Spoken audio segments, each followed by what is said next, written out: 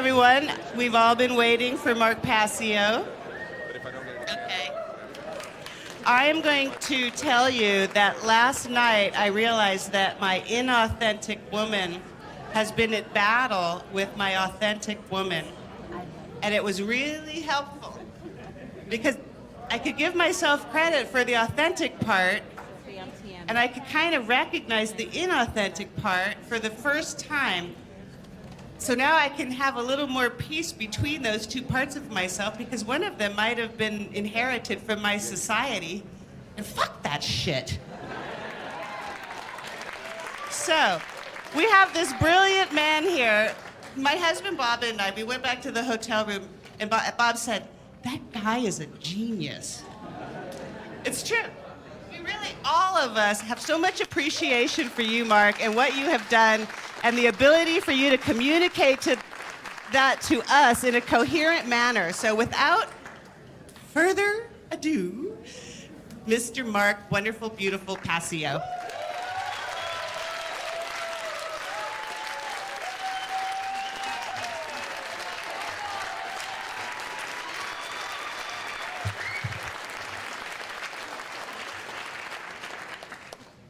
So much. You guys are so great. You're great. So let's get into part 2 of the unholy feminine, Neo-Feminism and the satanic Epi-Eugenics agenda. Yesterday I went through many of the methodologies that the Neo-Feminism agenda uses against women and men to divide the genders against each other and incite the gender war to weaken the entire population. I called these methods the war against the goddess because they are a direct attack on the authentic, sacred feminine that both women and men really carry within themselves. So this part is called the war against the goddess continued. After this, I'll be going through solutions that I consider we can employ to heal the divide between the genders. One of the next methods of manipulation I want to talk about is the concept of male privilege, this myth that is propagated by the neo-feminist ideology. So-called male privilege is the neo-feminist idea that men are somehow given distinct social advantages over women based primarily upon their gender, just because they are men. Now, I don't know how many people in the audience or out there watching on the internet actually believe this, but I'll tell you one thing. Nobody ever gave me anything just because I'm a man. As a matter of fact, I've really kind of noticed the exact opposite, quite in fact.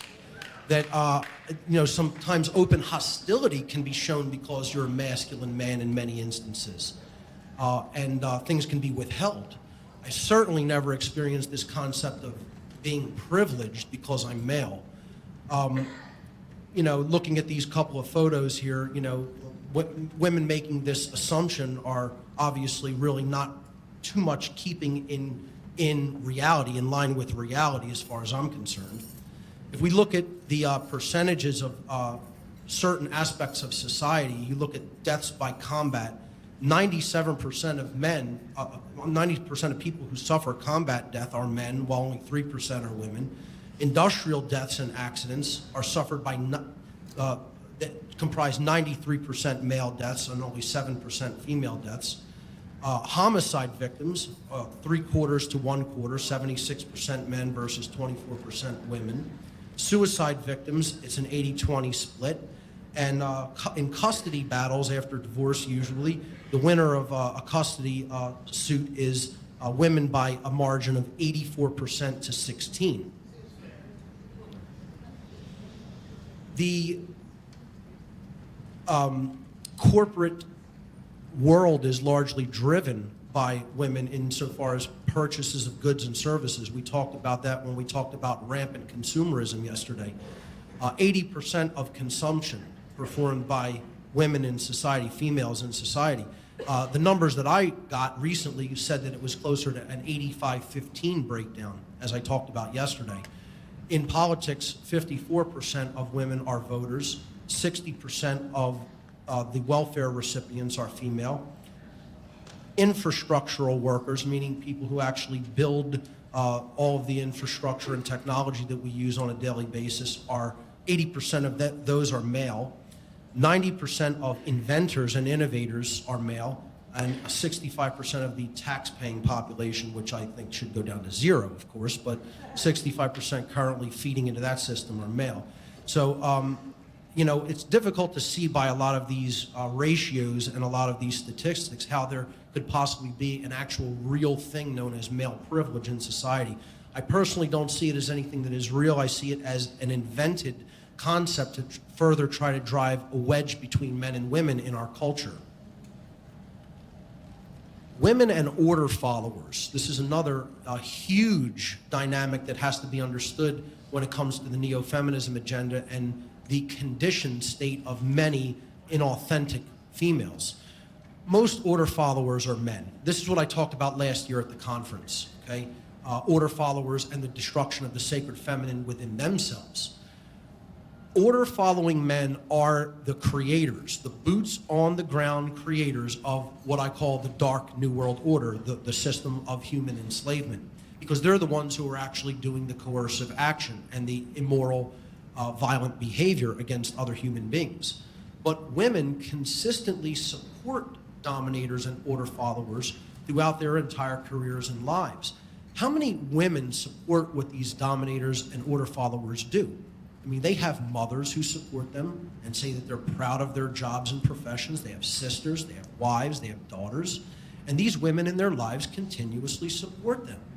Now, how many of their wives, mothers, sisters, or daughters would continue to sanction the behaviors of order-following men if they were to wake up to the agenda that they're being used for and what they're actually being used to create, the type of slavery system that they're being employed to create? You know, how many women would actually say, no, I will not take part in what you're doing by supporting you in any way or even having a relationship with you in any way? You know, some of the memes here show what the problems are. You know, supporting the troops, not always logical. You know, it's difficult to get a man to understand something when his salary depends on his not understanding it. What a great quote. And I would say it's difficult to get a woman to stop supporting a man who's doing an immoral behavior when his salary is contributing to benefit in her life and comfort in her life. See, that's what people have to be willing to walk away from, even if it creates temporary discomfort or temporary chaos in their lives. And that takes courage to do. Women's support, and again, I want to qualify, we're talking about the inauthentic woman throughout the ages, the mind-controlled woman, the socially engineered woman. The inauthentic woman has traditionally sided with conquerors, dominators, and tyrants, both during and after wars throughout history, flocking to the side of the victor or whoever is currently in control of the resources has been a historical pattern for conditioned women for thousands of years. We see this pattern over and over and over again. Women have been conditioned to simply go with the winner, with whoever is happening to control resources at any given time, in any given geographic region. I mean, after World War II in Germany, when the troops of the Allies came in and displaced the Nazis, women who were, there are countless reports that women who were with the Nazis one day were then, you know, sleeping with Allied soldiers the next day, as if nothing had ever happened, and it was just a replacement of the physical male body that they happened to be around, because they were now in control of the region and in control of the resources of the region. And, you know, of course, a lot of atrocities happen in warfare times, and, you know, there's accounts that starvation was occurring, and they starved out a lot of the troops, the Nazi troops after the war, after their surrender. And, you know, in general, women didn't want to, I guess, be subject to that in many cases and just went with the winning side. They didn't stay loyal to the people who were defeated, that they had supported right up until the very bitter end, but immediately went with the conquerors or the new winners. And again, I would say this is not a normal thing for them to do. People will make the argument that's just a natural, normal thing. No, it's a socially conditioned thing that they've been taught to do. That's a learned behavior. Androgyny is one of the other main attacks of neo-feminism. It's a methodology to destabilize a population. Another tactic of neo-feminism, Epi-Eugenics, is the deliberate androgenization of society. Androgenization slowly homogenizes and gradually erodes the distinctiveness of both genders, of both male and female. When genders and gender roles become skewed and blended, strong men and strong women sharing cohesive familial bonds become an endangered species. As a result of that breakdown of the familial dynamic between men and women, society becomes weakened at a very fundamental level. And why is that? You know, and again, this is not an attack on any alternative sexualities out there, okay? I want to make that very clear.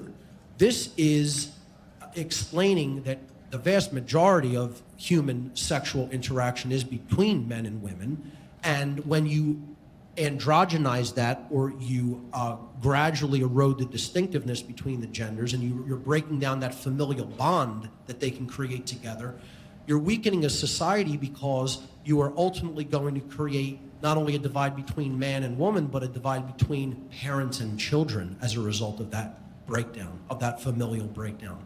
So then that translates down to the next generation, especially when it comes to good parenting in many cases. Hand in hand with androgenization is again, the feminization of the male gender, okay?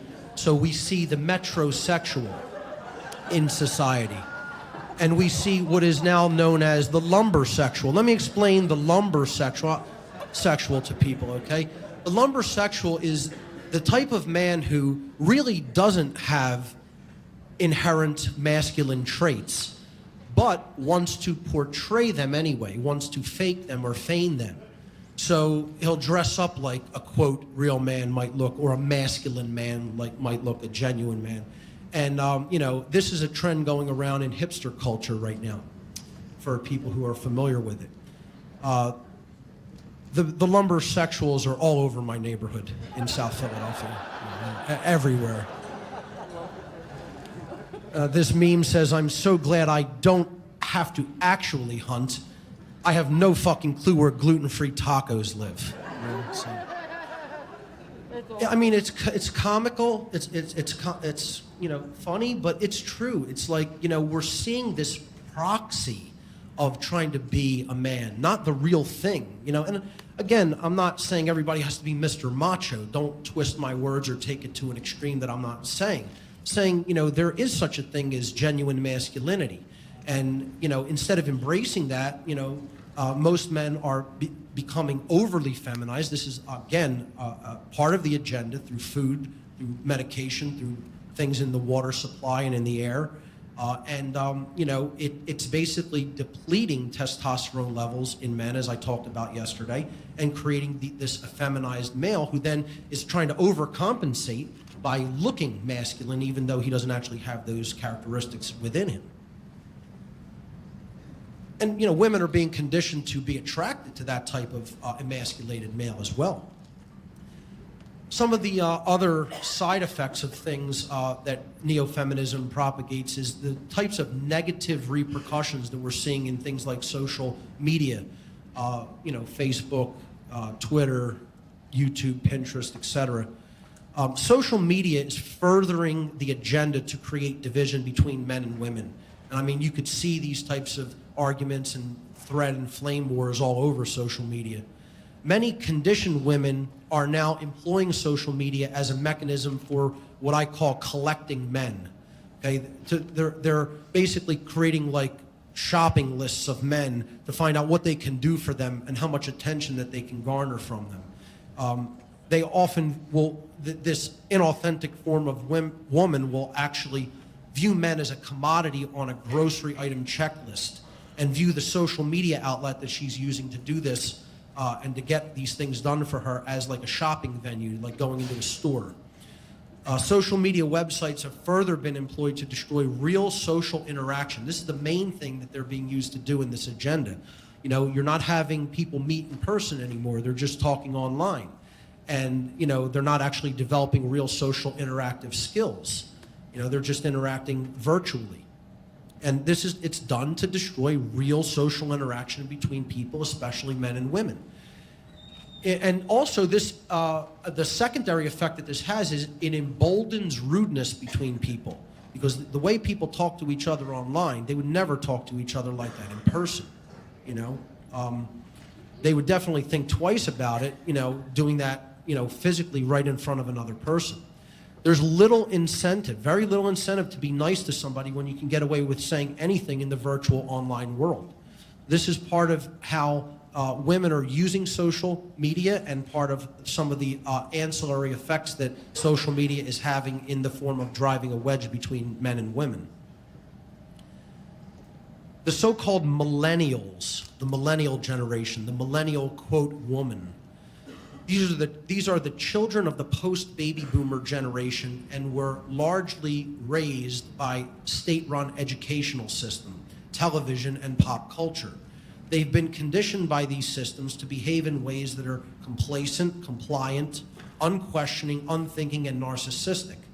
They absorb large amounts of television programming, consume poisonous genetically modified food, are obsessed with escapist pursuits, and can only have vapid, inane conversations and express an extreme lack of concern or interest in real-world issues. They are the absolute dream of the social engineer controllers.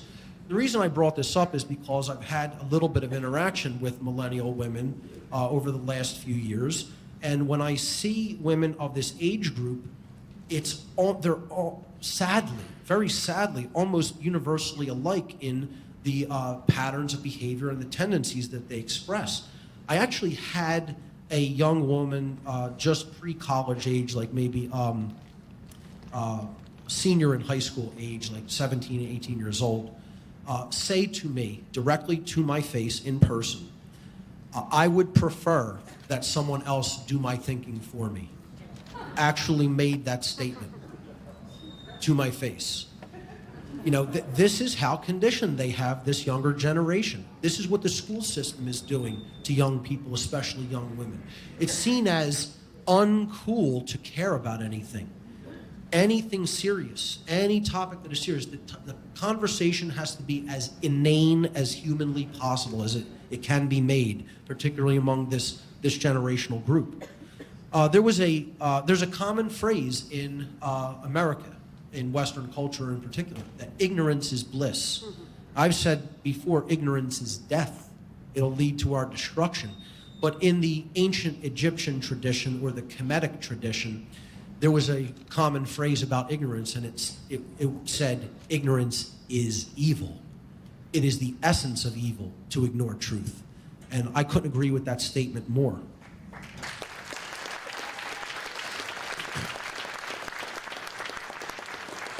The consciousness of the so-called millennial woman has been programmed from birth by the state thanks to the complacency of their parents' generation, a generation largely that surrendered their freedom, abandoned health and nutrition for quote-unquote convenience, traded their spiritual and moral values for those that they garnered from sitcom television, and handed their children over to the corporatized state where their minds were molded like clay into the types of inauthentic males and inauthentic females that we're discussing here today.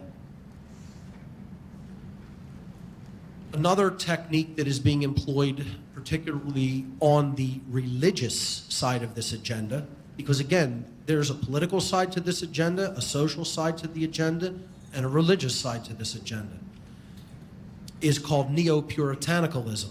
And this is rampant in our society. It's a very, very unhealthy attitude toward human sexuality. A religious puritanical mindset is being slowly reinfused into Western culture by religious fundamentalism. Such religionists are demonizing consensual sexual relationships between adults and pushing the notion that normal human sexuality is somehow sinful or even evil.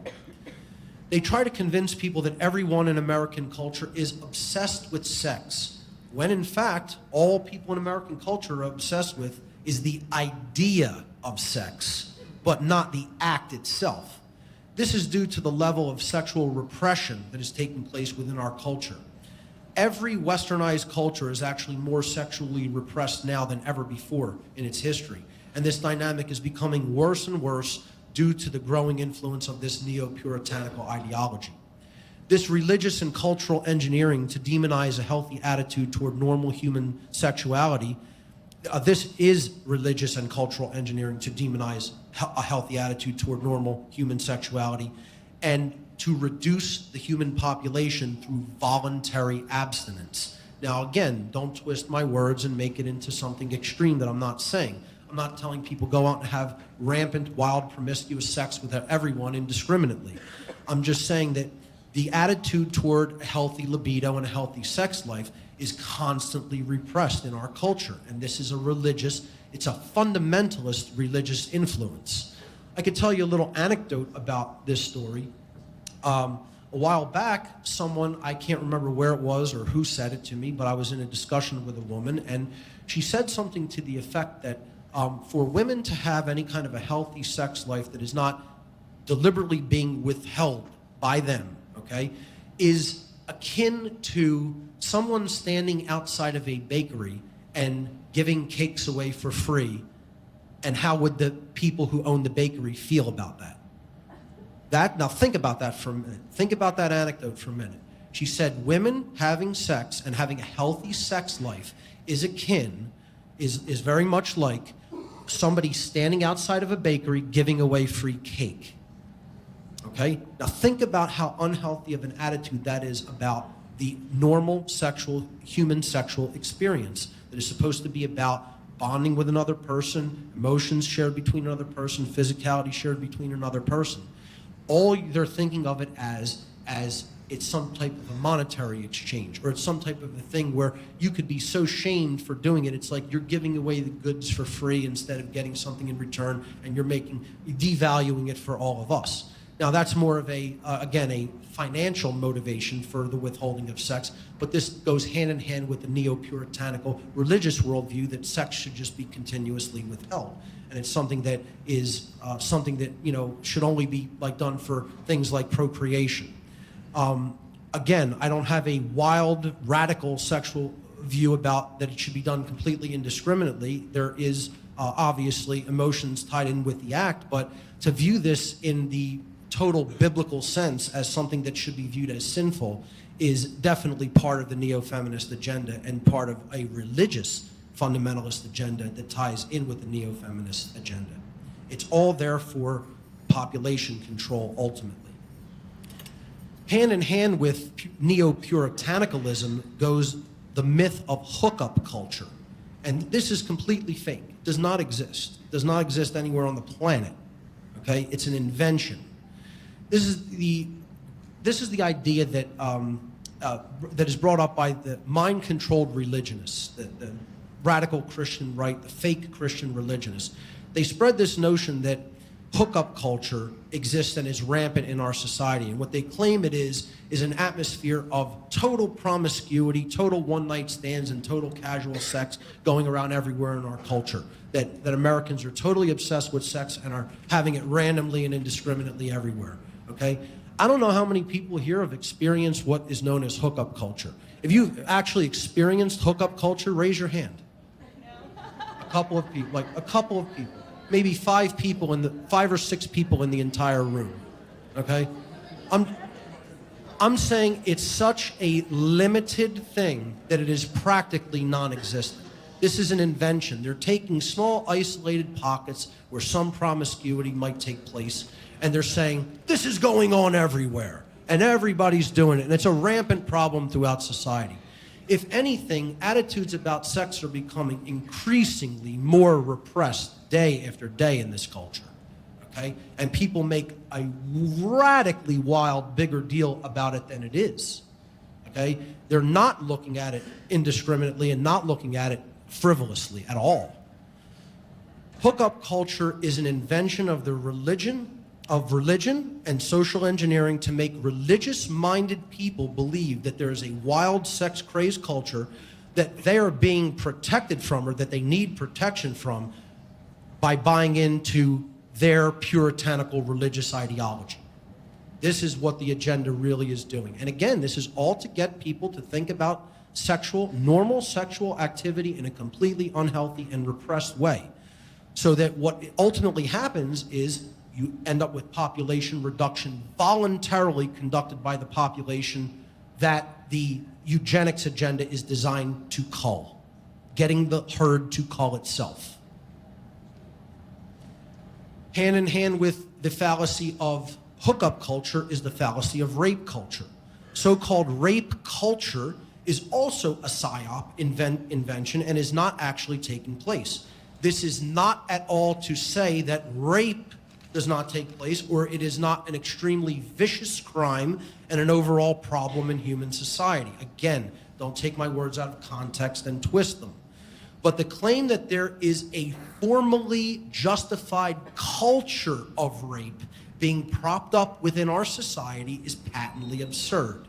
If there is any institutionalized acceptance of rape in human culture, it is in the prison system, where the highest number of rapes in America take place, and those rapes take place upon men, not women.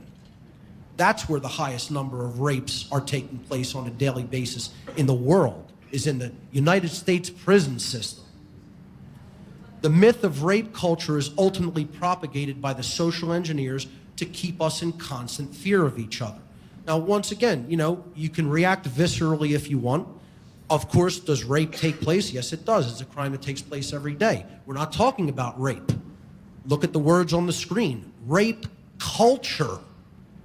The question is there a culture, a sanctioned culture of rape in America or any other country for that world? In some Middle Eastern regimes, yeah, there may be. In some radical Islamicist regimes, rape may be officially sanctioned religiously and in law, But I'm talking about in the West. In Western culture, there is no such thing as rape culture. Rape culture in the West is a myth. It's an illusion propagated by neo-feminists, okay? It's done to propagate fear. Again, this is all about fear of normal human sexual interaction. This is the theme here in this section. Propagate fear of normal sexual activity, okay? You get people in fear, they start procreating less, the population is reduced, you're seeing less of the traits that you don't want to see in the culture. This is done to keep us in constant fear of each other. It drives the wedge between the genders. For example, the phrase that you hear by a lot of neo-feminists, every man is a potential rapist. I mean, this is the most ridiculous, nonsensical thing I've ever heard in my life. And it's man-hating. I mean, that's blatant misandry, blatant man-hatred.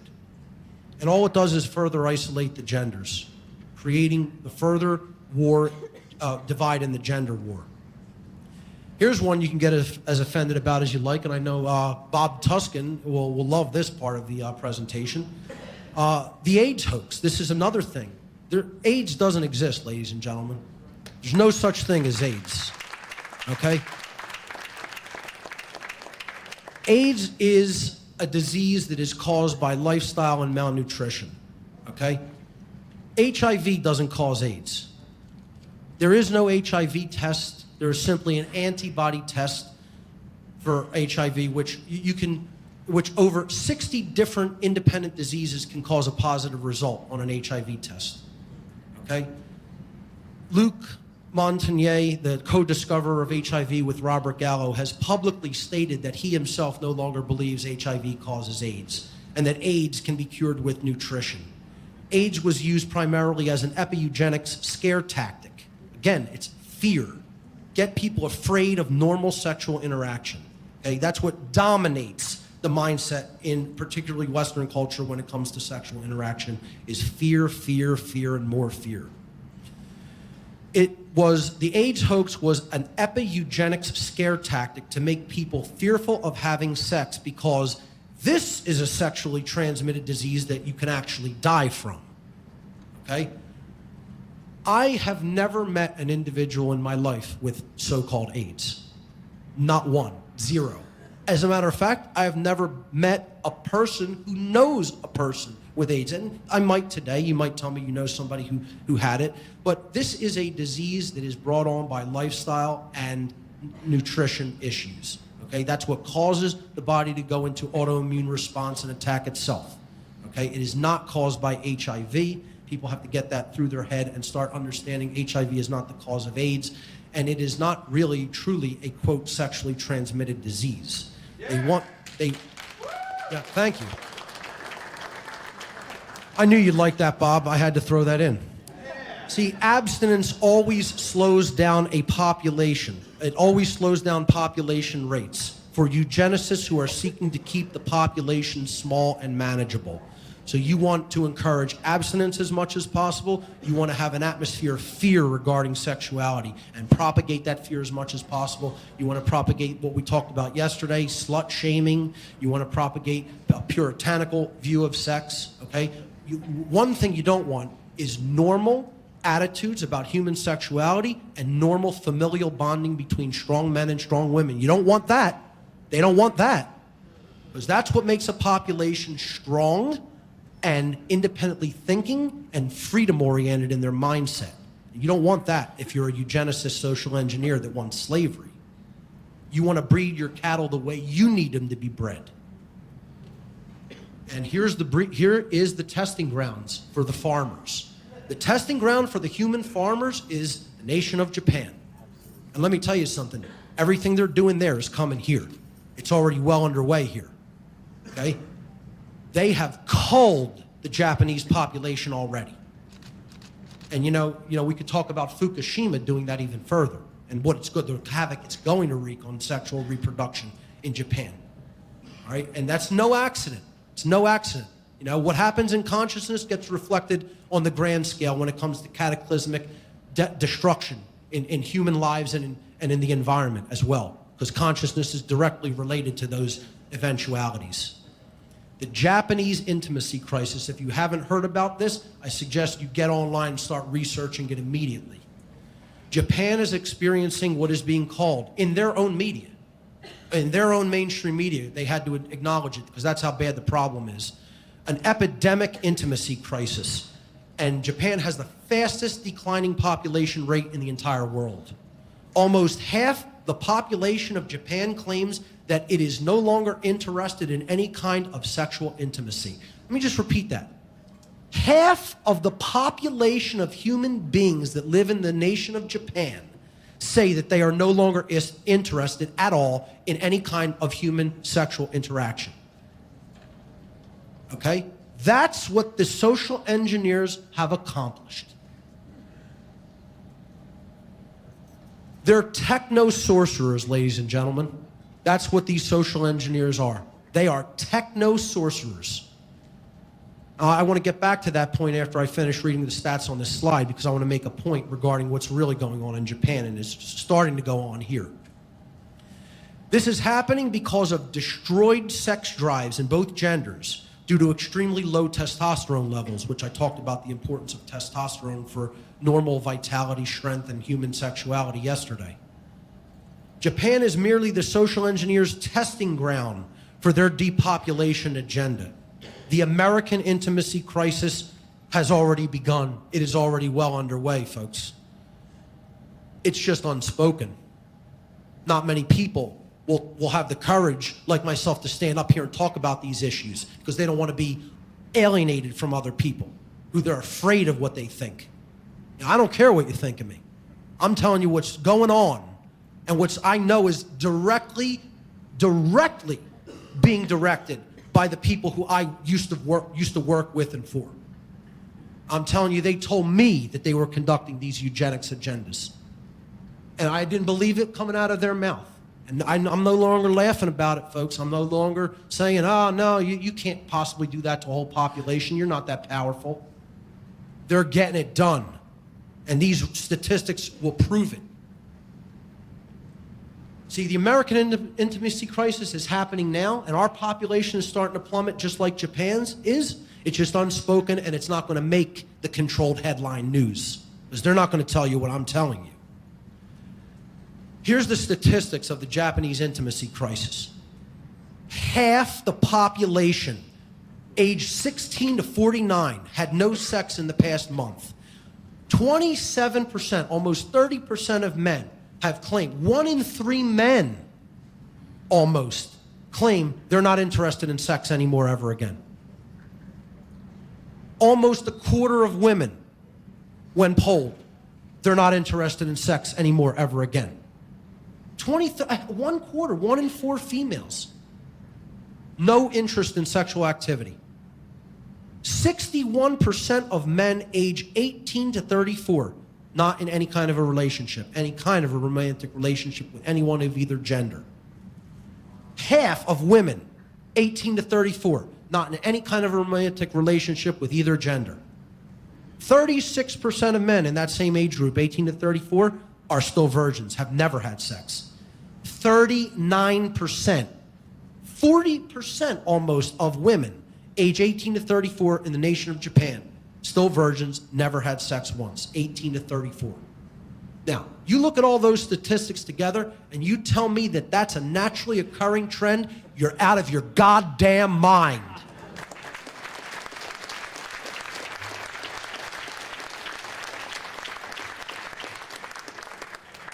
You tell me that that's not psychological illness, you're out of your goddamn mind. You tell me that's not physiological illness, you're out of your goddamn mind. You tell me that's not social engineering, you're out of your goddamn mind. That's human farming. Human farming is what that is. Get as offended about that as you like. That's what's going on. People should be enraged about something like that, about their ability to cull human population numbers like that. You should be enraged about it, because it's coming here now. The rise of asexualism. Asexuals are people who do not experience any sexual attraction to anyone else. Asexualism is characterized by a total disinterest in all sexual behavior. And that's what the human farmers are breeding in Japan and are going to start breeding here in the United States. They've already well begun this. Contrary to the claim that asexuality is not a physical and or psychological disorder, that is precisely what it is. This is not a naturally occurring thing in the human genome or in the human population. This is something that is brought about by absolutely demolished testosterone levels in both genders, and it is brought about by mind control social engineering regarding attitudes about human sexuality. Okay, I liken this. How many people have ever researched the people who think that their limbs don't belong to them and want to remove their limbs? Okay, this is one of the most disturbing things you will ever research. Look up like the phantom limb syndrome or something, and I don't mean like people who have had limbs amputated and think that they're still there. There are people who think, my arm doesn't belong to me, my leg doesn't belong to me, I need to get rid of it to feel comfortable in my own skin. Okay? This is an issue, it's a psychological issue going on in the brain that is a profound imbalance in the being, in their psychological makeup. Okay? It's not a normal thing. It's a psychological illness. It's a disorder. You know, these people, you know, I'm not saying they're committing any violence or anything like that against anybody or should be discriminated against.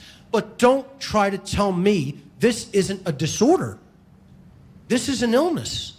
It's not normal. To look at it as normalcy, it's like you're looking at someone who's affected with profound cancer as you're just normal. You're not sick. It's an illness, folks. Let's call it what it is. Okay? And it's an example of what social engineering and low testosterone levels in men and women will result in. And it's rising by the day. The sexodus is a term used to describe a movement in which men, largely young men, who have recognized the ubiquitous, unacceptable behavior of the conditioned female are, quote-unquote, giving up on women altogether and no longer pursuing any type of relationship with them, romantic or otherwise. I see the so-called sexodus as a reactionary stopgap and a short-term defensive mechanism that are employed by men who realize that there's a profound problem at hand between the genders, but they only recognize the symptoms of that gender war at a skin-deep level. And so they're reacting to the symptoms, okay? They have not yet penetrated to the root causal factors that underlie the condition, which is, of course, rampant social engineering that is utilized by the control class. Almost always, when I look up on, let's say, MRA forums or MGTOW forums, which I'm going to talk about a little bit later, or type in the term sexist and see what people, particularly men, are saying about it, almost zero of these people ever mention the term social engineering or mind control. Almost zero. It's negligibly talked about, if ever at all, because these people are unaware that a dark priest class that holds occult knowledge about the human psyche is absolutely wreaking havoc on the human population who don't know a goddamn thing about themselves. And it's a piece of cake for them to do. It's like a chess master playing an absolute novice who's never looked at a chessboard. They're going to get their ass kicked hard because they don't have the knowledge to combat these psychopaths who have it. The playing field's not even close to being leveled.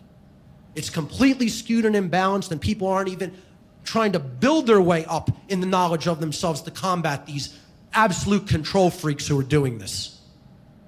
And they told me they were doing this to a point where I wanted to murder the people in the room who were telling me this to my face. That's how enraged I would get. And I knew if I did anything physical to them that I'd be killed. So I had to shut my mouth and hear what they were saying about what they were doing to the human population.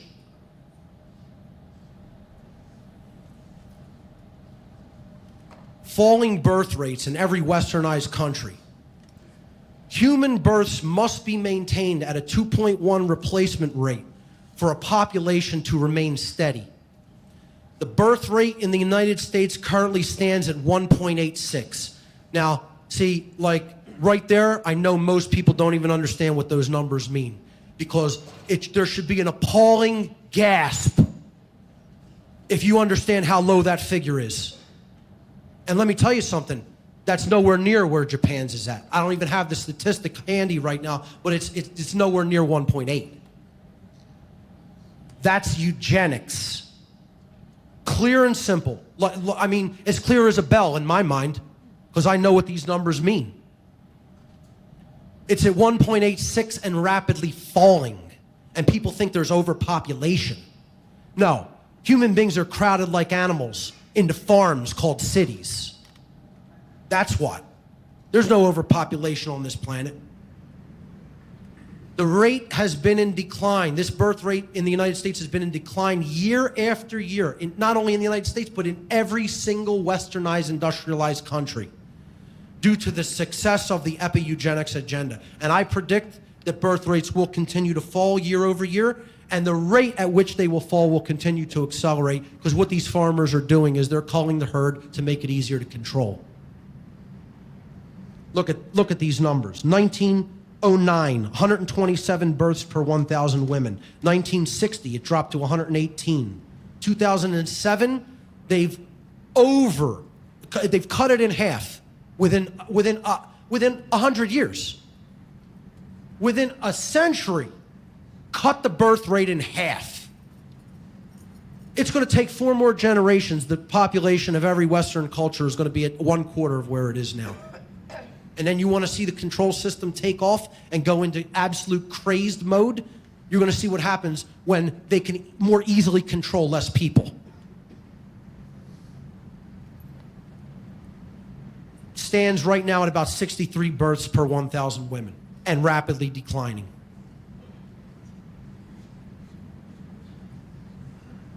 One of the biggest parts of the Neo-Feminism agenda is misandry, the open hatred of men.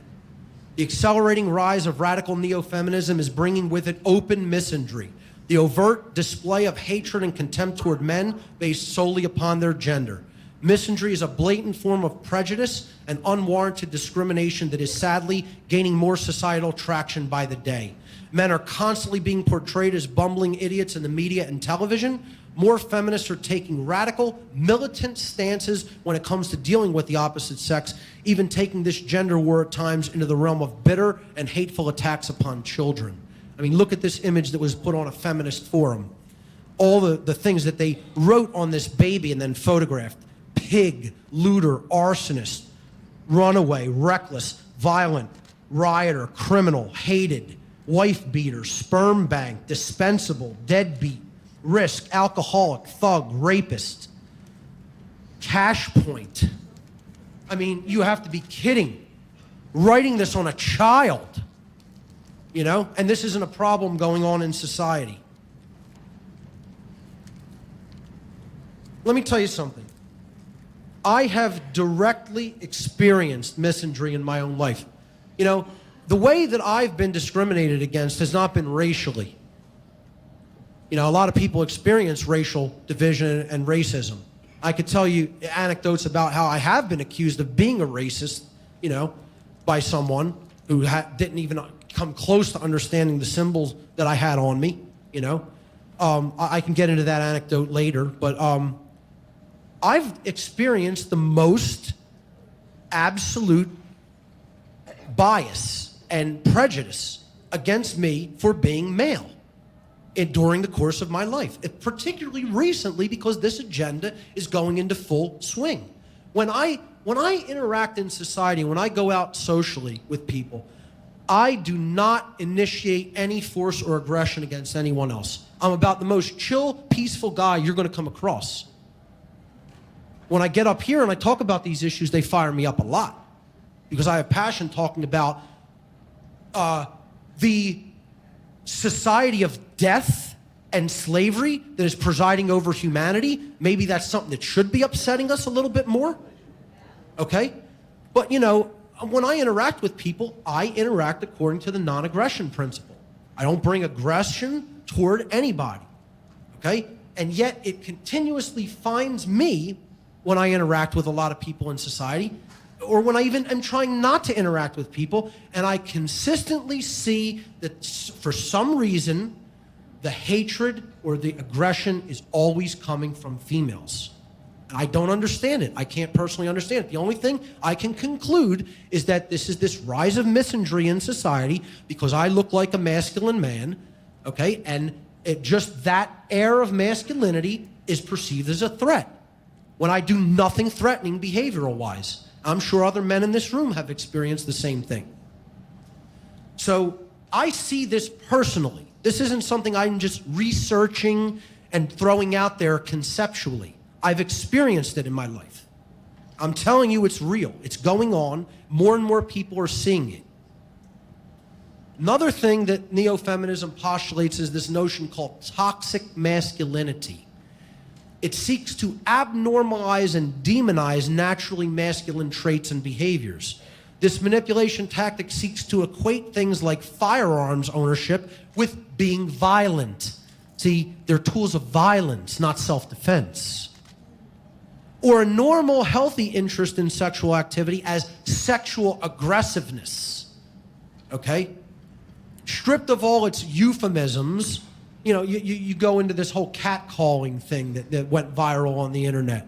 You know, men saying hi to a woman walk down the street. Oh, this is total abuse and, completely infringing on her rights to walk down the street so-called unaccosted when all the men were saying was hello and complimenting her. Stripped of all its euphemisms, this notion that is called toxic masculinity is just a way for neo-feminists to say that, quote, being a man is a bad thing. That's all it is. We should stop sugarcoating it, cut to the chase, start calling it what it really is. It's just a way for them to saying being a man is bad. That's all. You know, I mean, look at this image in the bottom right-hand corner of this slide. I'll go back to it, of what a man is depicted as. A man having sex with a woman is depicted as a demon. A demon. This was on a feminist blog that I encountered. okay? I mean, just imagine that. Saying, what, men are demons because they find women attractive? Totally normal masculine trait? I mean, these are the notions that are being propagated about normal human sexuality in our culture. And it's a very real and rising problem, folks. And we better start addressing it now, because it's getting worse, not better. Couple of anecdotes I have. These are things that the neo-feminists say that men are doing. Man-spreading. How many people have heard of the term man-spreading? Much less than I would have thought, although I'll have to explain what it is to the bulk of people here. Man-spreading is this term that neo-feminists have invented for when men sit on a chair with their legs spread, their thighs spread, because they happen to have these things called testicles. Well, some of them do. Like on the subway. They actually have signs on the New York subway. Dude, stop the spread. It's a space issue. They can ticket for this in New York City. Cops can give tickets. What do they have, a ruler? They go around with a tape measure? Oh, that's 21 inches, sir. No, that's man-spreading. We'll have to issue a citation. I mean, are you absolutely kidding me? I mean, the first time I ever heard of this term, Barb told it to me, okay? She was like, well, look at the stickers they're putting on the New York trains, the subway trains. And I look at it and it goes, stop man-spreading. And it has a dude with his legs spread out. I'm like, oh, that's a funny joke. And she's like, no, it's not a joke, that's for real. I'm like, what? I'm like, seriously, that's for real. They're not just joking around. No, and they're going to start ticketing for it. They have started ticketing for it, okay? Now, see, all this is to put the notion out there, men are oppressing women. Men are inconsiderate. It's bad to be a man. They have inconsiderate attitudes. They have aggressive attitudes. It has nothing to do with human anatomy, okay? I'll tell you an anecdote. I'm in a band called The Founders. You might have seen me wearing the shirt earlier. Old school hardcore punk. But I went with a couple of members, actually two guitarists from my band, DJ and Mike, to see another band play at a local rock club in Philadelphia. And the show ended kind of early. And we were just sitting around. We grabbed a couple of beers. And there's a pool table in this club. And we were out near the exit of the building, sitting on the edge, leaning on the edge of the pool table. Nobody was blocking exits. We're not the type of burly guys that are going to go and start trouble with people randomly just to do it. We mind our own business. We were sitting there discussing, things about music and things going on in the world while we were drinking a beer. There was probably 100 people in the place, and the place started clearing out. So we were toward the exit. We just were sitting there. I'd say over 70, at least 50 to 75 people walked directly by us and went out the exit. One woman comes toward the exit and jars into my guitarist, Mike, who, most people obviously don't know him. You might have seen pictures of him online on our Facebook page for the Founders. Mike is probably one of the thinner guys that I know. He's he's a tough dude, but he's a thin, he has a thin frame. He doesn't weigh a whole lot, okay? He's does not take up that much space, let's put it that way, okay? This guy was not blocking anybody's path by any stretch of any human being's imagination, okay? And as she slams her shoulder into him and almost makes his beer spill, she says, "Way to man spread, dude." Really nastily and in a hostile tone of voice, as if he was trying to block her pathway out to the exit, when he wasn't even close to being anywhere in the aisle. maybe his elbow was, if here was the pool table and here was the pathway to go to the exit, his elbow might have been out here like this as he was sipping his beer, okay? So trying to go out of her way to incite hostility, clearly one of these neo-feminists, okay? Not a classical feminist, which is about total equality between the genders in natural rights, okay? Not putting one gender above the other or anybody being in control over anybody else, but neo-feminism is about trying to invoke open hostility and a gender war between men and women.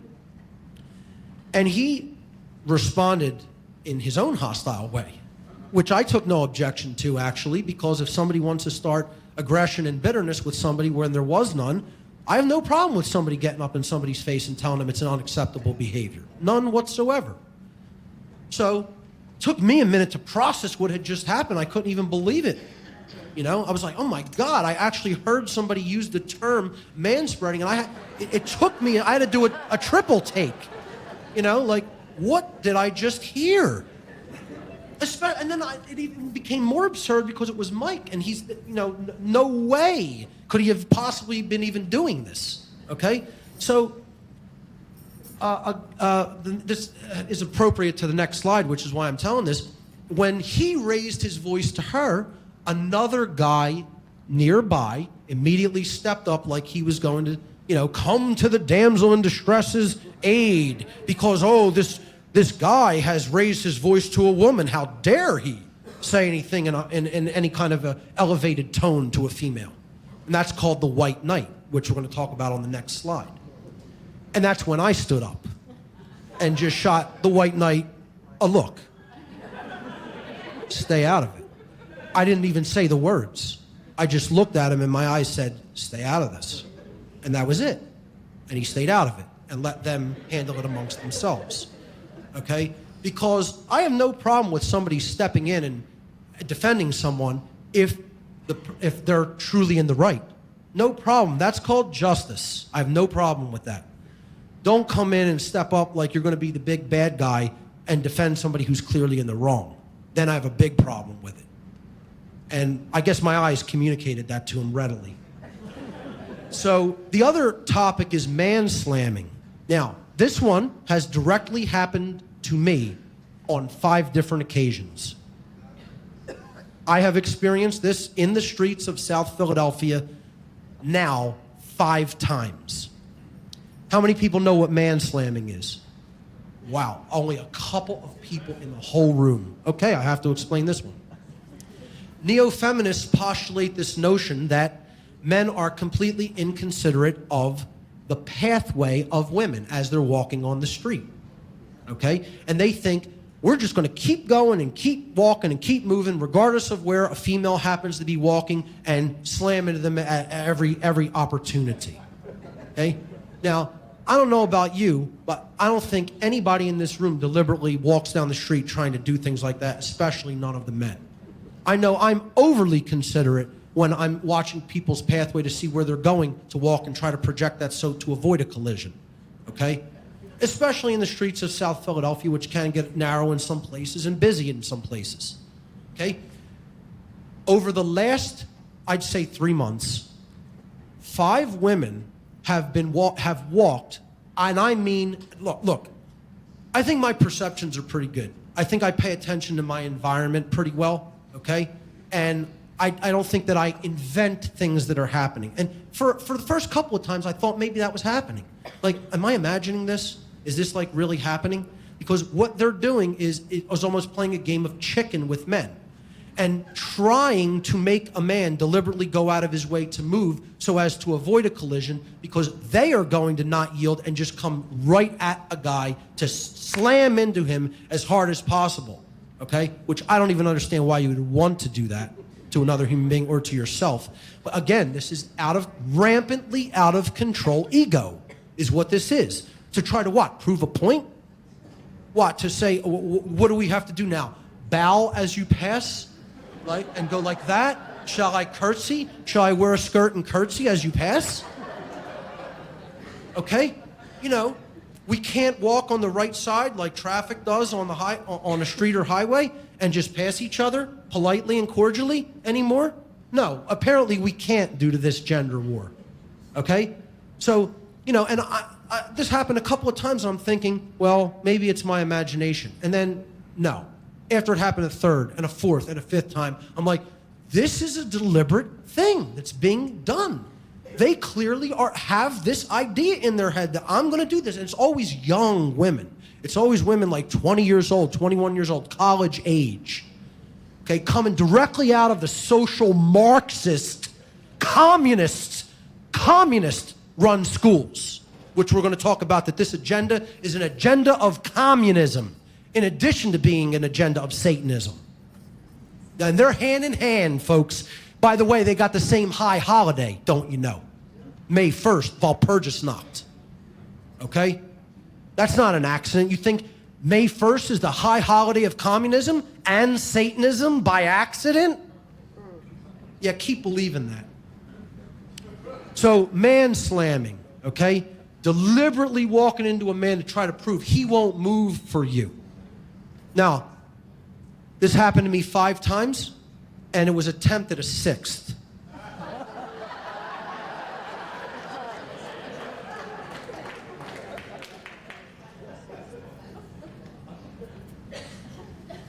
I carry some solidity. I'm not the tallest guy in the world. I'm not the biggest guy in the world. I have a low center of gravity, though. Ask my martial arts instructor if I'm strong. Okay? All I did was shift my weight a tiny bit and stood firm. That person won't be man-slamming anybody else because they bounced off of me like a rubber ball.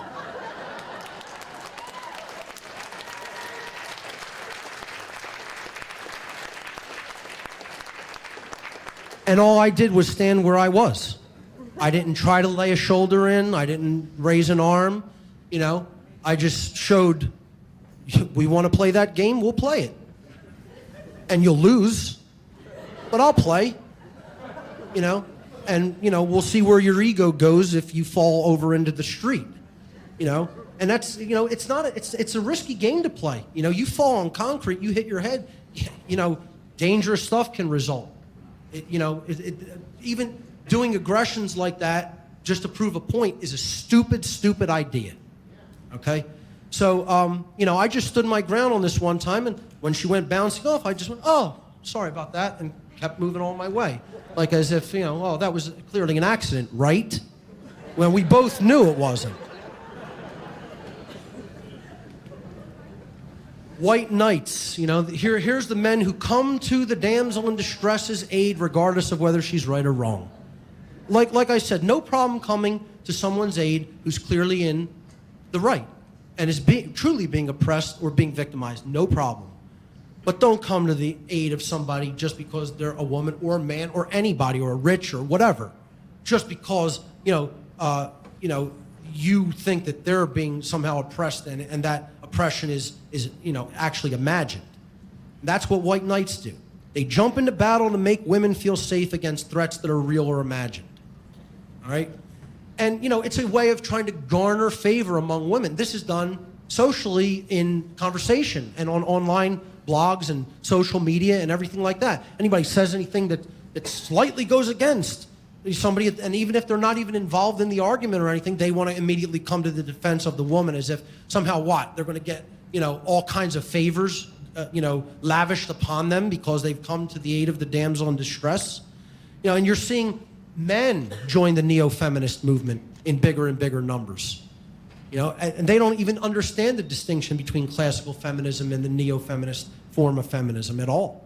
They just want the approval of women who are in this movement to be looked at as cool by them and be looked at as on their side. That's all.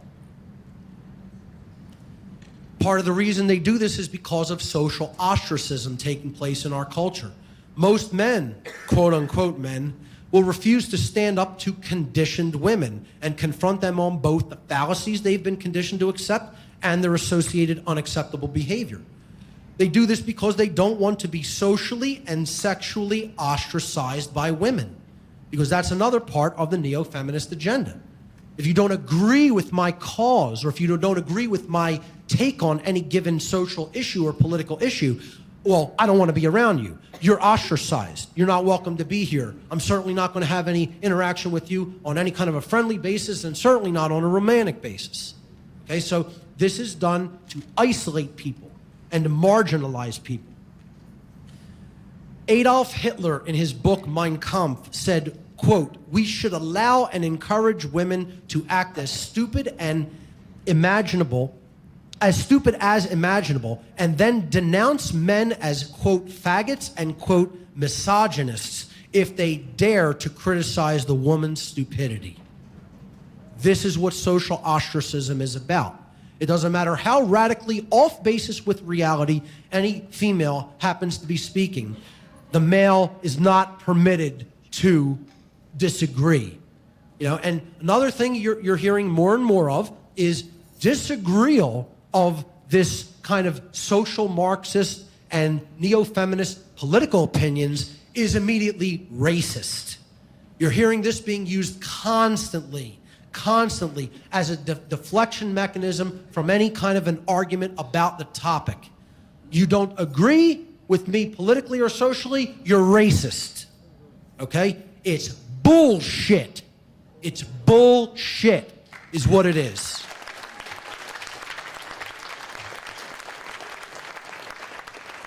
I don't even see race. Race is not even a factor in anything I consider.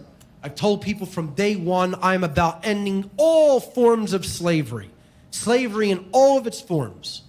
Okay, that's what my entire philosophy is about. Slavery is inherently illegitimate and it needs to be ended in all of its forms. Okay, and this isn't a eugenics program against any color population. It's a eugenics program against humanity. It's a war on you. That's what this program is. And it's waged through political correctness, politically correct speech.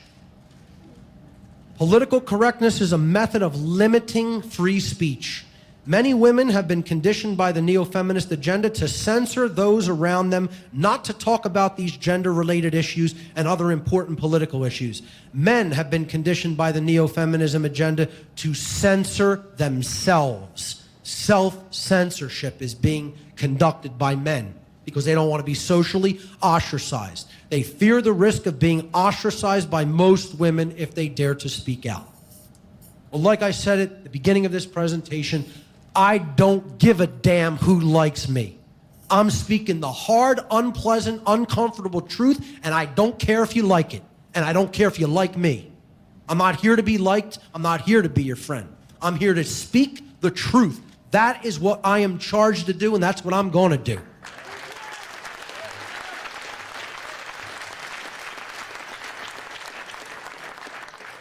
MGTOW, M-G-T-O-W, standing for Men Going Their Own Way, and MRA, Men's Rights Activism, lacking causal factors and solutions. Men's movements like MGTOW or MGTOW, Men Going Their Own Way, often portray women as evil, flawed by their nature, and solely responsible for the downfall of humankind. They often push an erroneous and divisive belief that the current condition of the female mindset is the result of what they refer to as female nature, when in fact this mindset is a product of complex, lifelong social engineering that affects the vast majority of women, and most certainly is not the nature of the female of our species, as I'm going to get into in a future slide. Okay? This is the problem with their analysis. They understand the symptoms, but they do not understand social engineering as the causal factor. It's like somebody thinking that all psychopaths are primary psychopaths, and they're just born that way. And they don't understand that there is a condition of psychopathy. The vast majority of psychopaths are not primary genetic psychopaths. They, in fact, are secondary psychopaths. That the psychopathy, their inability to feel emotion or to experience human empathy, is due to conditions that occurred to them during their lives, past traumas that they experienced. Well, social engineering is a form of mass trauma. that's taking place against the psyche of the female of our species, okay? And it is the reason that these behaviors manifest themselves. It is not that way from birth. If this hidden hand of the social engineers were not continuously repressing true human female nature, the inauthentic women would not be behaving the way that they do in our society. We have to understand that. You start blaming it on women as a species, as just, you know, the gender. We're getting further down the line of the gender war and divisiveness between the genders. You're not working toward healing the divide. And you're actually missing, you're thinking from an absolute flawed, axiomatic point of view, because you haven't actually done enough homework to understand how this is being done. I told you, when I go on MGTOW or MRA forums, it's almost it's almost negligible when they are talking about any forms of social engineering, and the term mind control just never comes up. Because if they do ever talk about it, they'll talk about the societal influences. That's the euphemism they'll use. They won't call it mind control, which is what it really is, okay? They have no knowledge of it because they have no knowledge of the occult.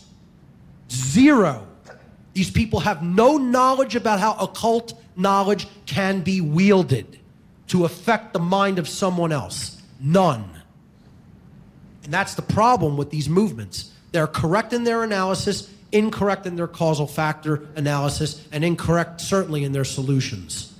Men's reaction movements such as MGTOW and MRA, men's rights activism, like many other activist groups, will often correctly analyze the symptoms of the problem, but do not have an accurate understanding of the causal factors of the problem, and therefore also lack any true empowering long-term solutions.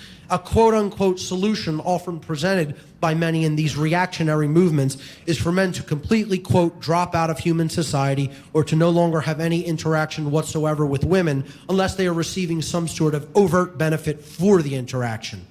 Those within these movements should not expect any improvement in the conditions which they analyze until and unless the main causal factor of social engineering or mind control is recognized and addressed by them.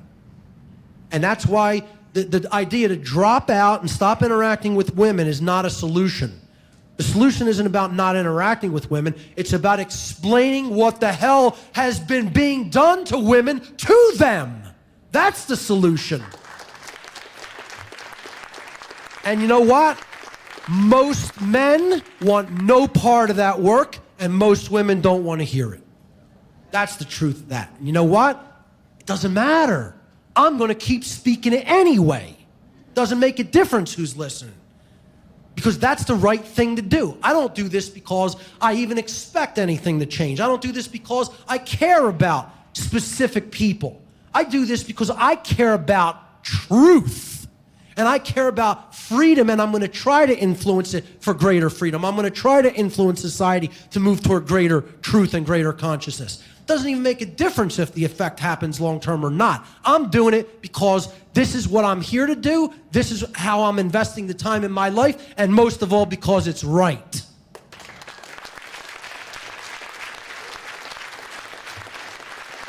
So I see things a little differently than even the MGTOW community does, okay? The blue pill, you know, the traditional blue pill path, and then you have the red pill path, which is what the arrow jutting off that symbol is. Well, I think really, you know, the truth is in an entirely different direction from both of those. So that is the end of the manipulation section. Now let's get into the solutions that I'm going to present here today. I call this section the rebirth of the goddess. Solutions, the alternative title for this section, it's not only called the rebirth of the goddess, but these are the solutions for healing the gender divide. The first thing we have to understand that when we're talking with people about this, many people have been conditioned to believe these things or to accept these methods of manipulation and mind control their entire lives. So change is very difficult. What we're really up against is religion. If you haven't figured that out yet, folks, I don't know what to tell you, okay? These beliefs are religious beliefs. They comprise a religious belief system in these people's minds. Religious beliefs are constantly programmed into the psychology of a person, particularly into the subconscious mind, never to be questioned. Okay? Just like the belief in authority, just like the belief in money, just like the belief in cultural religions. It's anathema and heresy to question these religiously entrenched beliefs. So, you see this politician asking people who wants change, and everybody has their hand raised like, oh, give me some of that change. And then he says, who wants to change? And then everybody's just like this. Hands down, heads down, like, no, not me. I'm fine the way I am. No problem here. Nothing required on my part to do or to change within myself. I don't want any part of that activity. There are two primary choices in life: to accept conditions as they exist or to accept the responsibility for changing them. And that's what you have to ask yourself, ladies and gentlemen. Which side of that coin are you on? Either you're an agent who is trying to influence change, or you are a person who's just accepted the default conditions as the status quo. Why is change difficult? Why specifically is change so difficult? And I'm going to go to the words of one of the doctors who I told you to research in the epigenetics section of this presentation, Dr. Joe Dispenza. Why is change difficult? Most people spend a great deal of their day unconsciously feeling and thinking from past memories.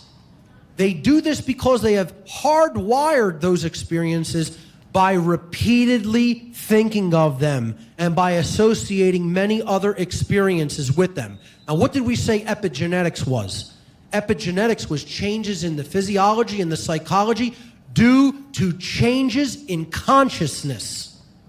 So if you are constantly wiring your brain to think a certain way, there's a very good chance it's going to continue to think that way, because that's its comfort zone. And you're chemically rewiring it to continue along that patterns and those pathways.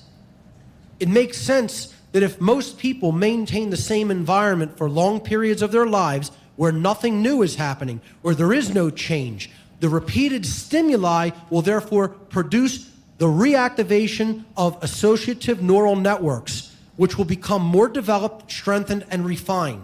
As a consequence of that lack of novelty in their environments and experiences, they have become hardwired to their own worlds. No wonder change is so difficult. Ladies and gentlemen, you got to look into the work of Dr. Joe Dispenza. It's amazing. Initiation, the beginning of the spiritual journey.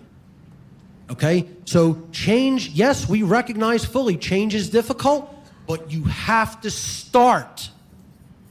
Just saying, oh, it's too difficult, so I'm not going to start, you're never going to go anywhere. You have to begin the spiritual journey somewhere. That's what the word initiation means. It means to begin, to start. The dark occultists that I work with, the Satanists in the grottos that I was a member of for brief periods of time, they had a phrase that they called the human herd. They called us the unbegun. It's the most esoteric term I've ever heard applied to the bulk of the human, the masses of humanity. The unbegun. Because they said they don't even understand what initiation is. They don't even understand beginning a journey in consciousness at all. They haven't started in any place. Not even one place have they begun. And so they call them the unbegun. The other thing they call them is the dead. They refer to human beings as the dead because they say there is no activation in thought, emotion, or action within the population. And therefore, since those are the three main expressions of human consciousness, and they are all essentially deadened, that for all intents and purposes, they are a just animated clump of matter that actually contains no life, and therefore they call us the dead. And they absolve themselves of their immoral behaviors toward the population because they say, We're not doing that to any living entities. They're already dead. Literally, call us the dead. It is no measure of health to be well adjusted to a profoundly sick society. So if you're one of the people who may be out there watching some of these manipulation tactics and all the aspects of the neo-feminist agenda, and you're saying, I have no problem with that, you're part of the problem yourself.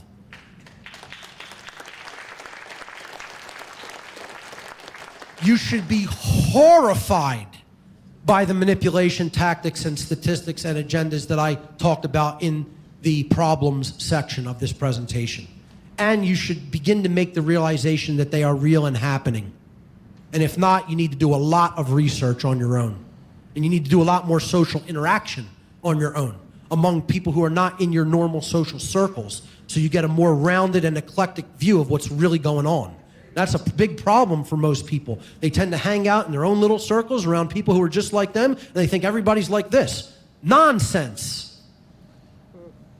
Come with me and let's hang in Philadelphia one day. I'll take you to some places where you'll see some of the lowest consciousness you ever imagined. You know? And those aren't even the worst places. So you have to recognize that the problem is real and it's as bad as it is. I'm telling you, it's probably worse than what I've explained. One of the great French spiritual philosophers, Henri Bergson, said, fortunately, some are born with spiritual immune systems that sooner or later give rejection to the illusory worldview grafted upon them from birth through societal conditioning. Now, here's a spiritual philosopher, or who you might call an occultist, who knows what the hell he's talking about. Okay? They begin sensing that something is amiss and start looking for answers. Inner knowledge and an anomalous outer knowledge and anomalous outer experiences show them a side of reality others are oblivious to.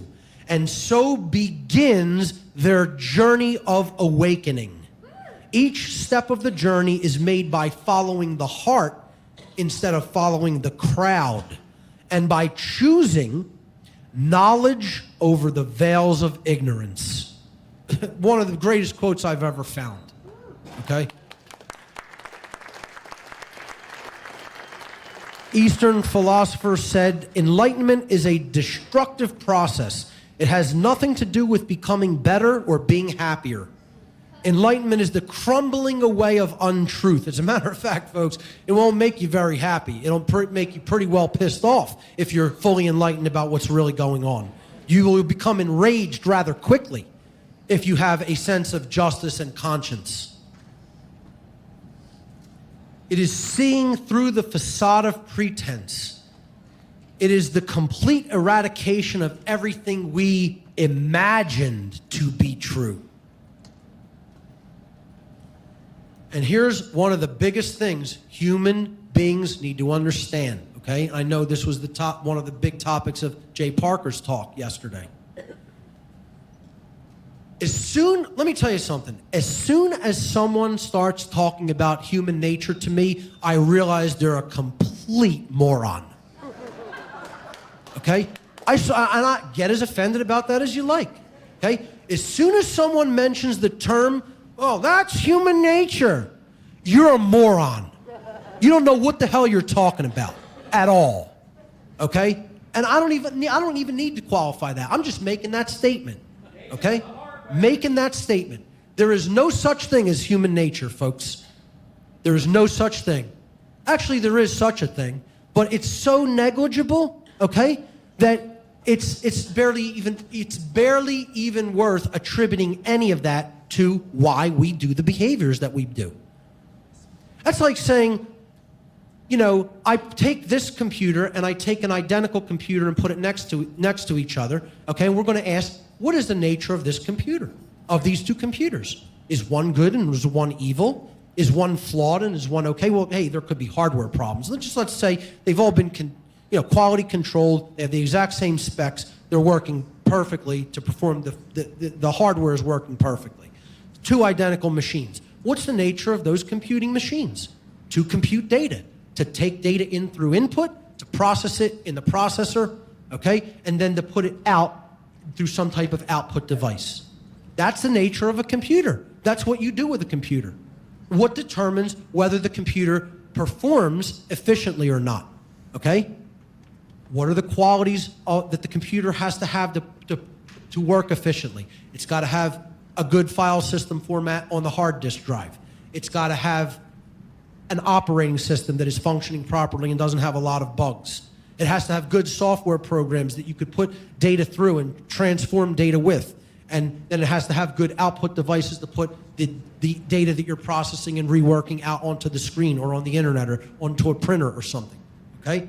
So, the nature of a computer is that it computes information. That's all it does.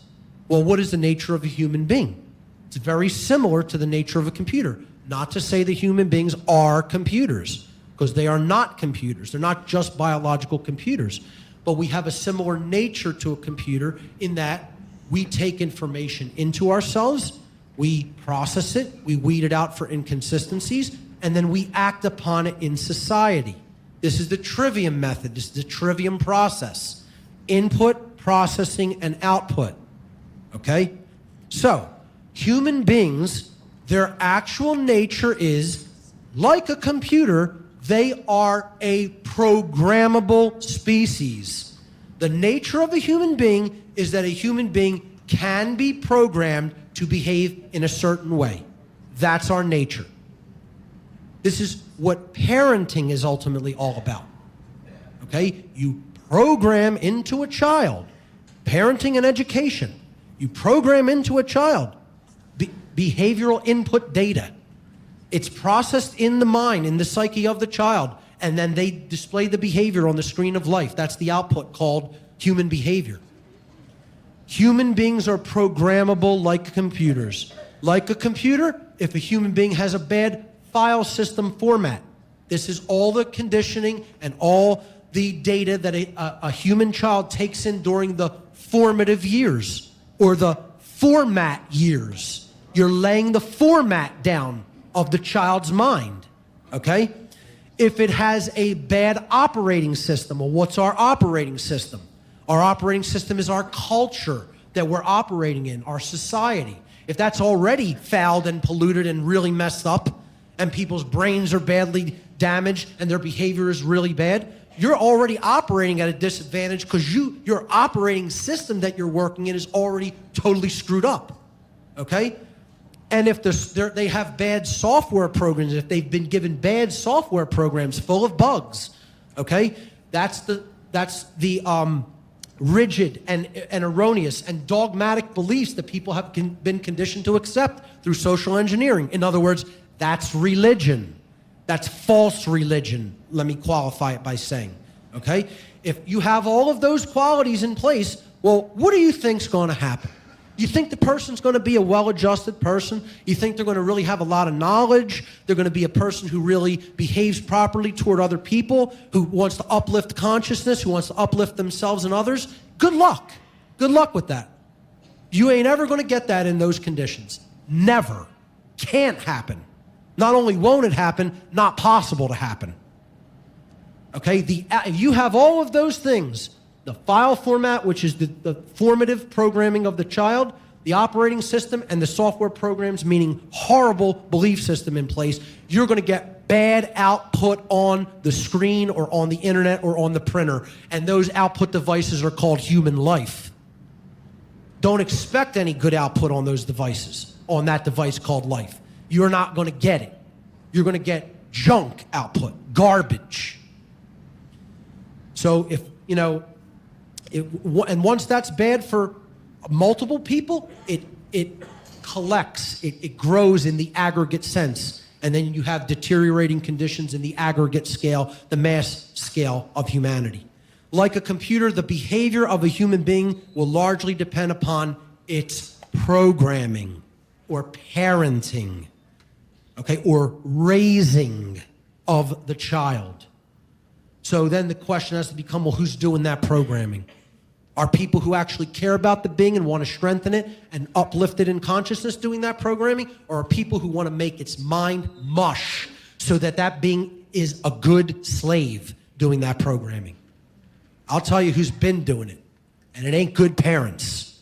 Because if we had good parents in this world, this shit wouldn't be going on.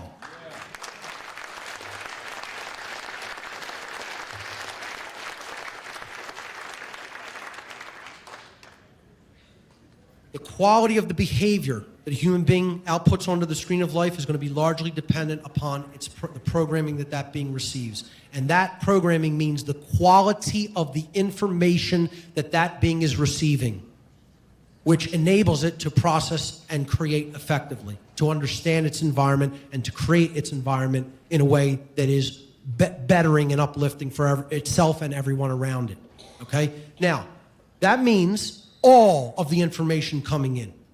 That means food, air, water, and actual what we think of as information, as data about things going on in the world. All of that has to be pure and non-polluted, okay? Or you're going to get errors in the biological system, errors in the psychological system, okay? If garbage goes into a human being, garbage comes out of the human being.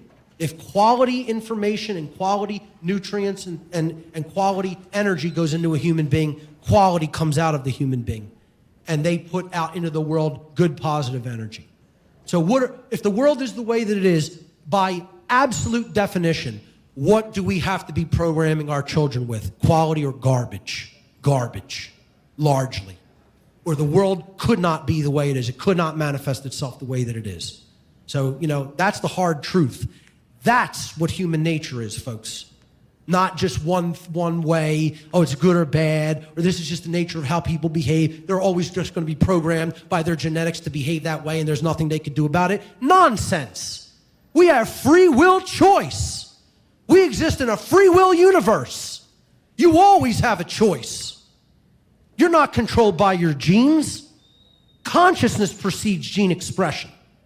You change the way you think and believe, you could change the manifested result in the so-called external domain called the world.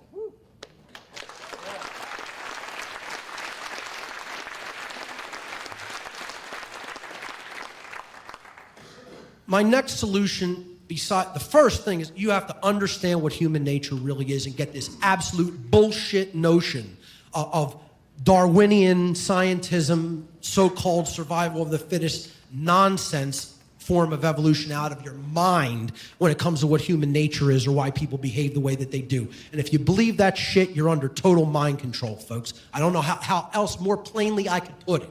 It's nonsense. It's a so-called theory that didn't even hold up to its own expectations through evidence in the fossil record, okay? And people need to stop accepting it as law because it has nothing to do with law. Human beings don't just behave a certain way by nature. They learn their behaviors. This whole argument of nature versus nurture is a crock of shit that has to be put to rest. It's almost all nurture. It's almost all what we're being taught or not taught by the generations that came before us and our own parents and our teachers, so-called teachers and so-called leaders that are supposed to care about us in society and don't give a damn. They're programming us with garbage, and we're expecting quality output in life. Doesn't work that way. Never going to work that way. The next solution, understand who directs this agenda. And believe me, it is being directed by these groups and individuals. You don't have to believe me. Dig your own, hey, it's your own funeral. You know what I'm saying? And people listening out there who are not in the room, I know the people in the room have a much more open-minded attitude about this. People out there listening, refuse to understand and look into these agendas put forward by all these groups I'm going to talk about. It's your funeral. Because believe me, they're working on it. And they're getting it done already.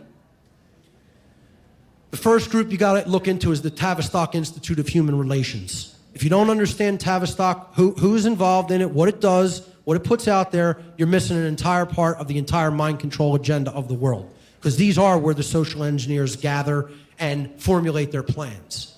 okay? The book by John Coleman is indispensable reading. Anybody who has not read this book, it's unacceptable. You need to read the book, The Tavistock Institute of Human Relations, to understand this mind control think tank. Another group you got to look into, Coleman has also wrote a book on this group. It's called the Club of Rome.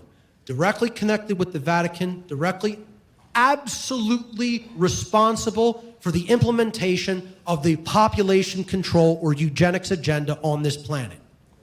Okay?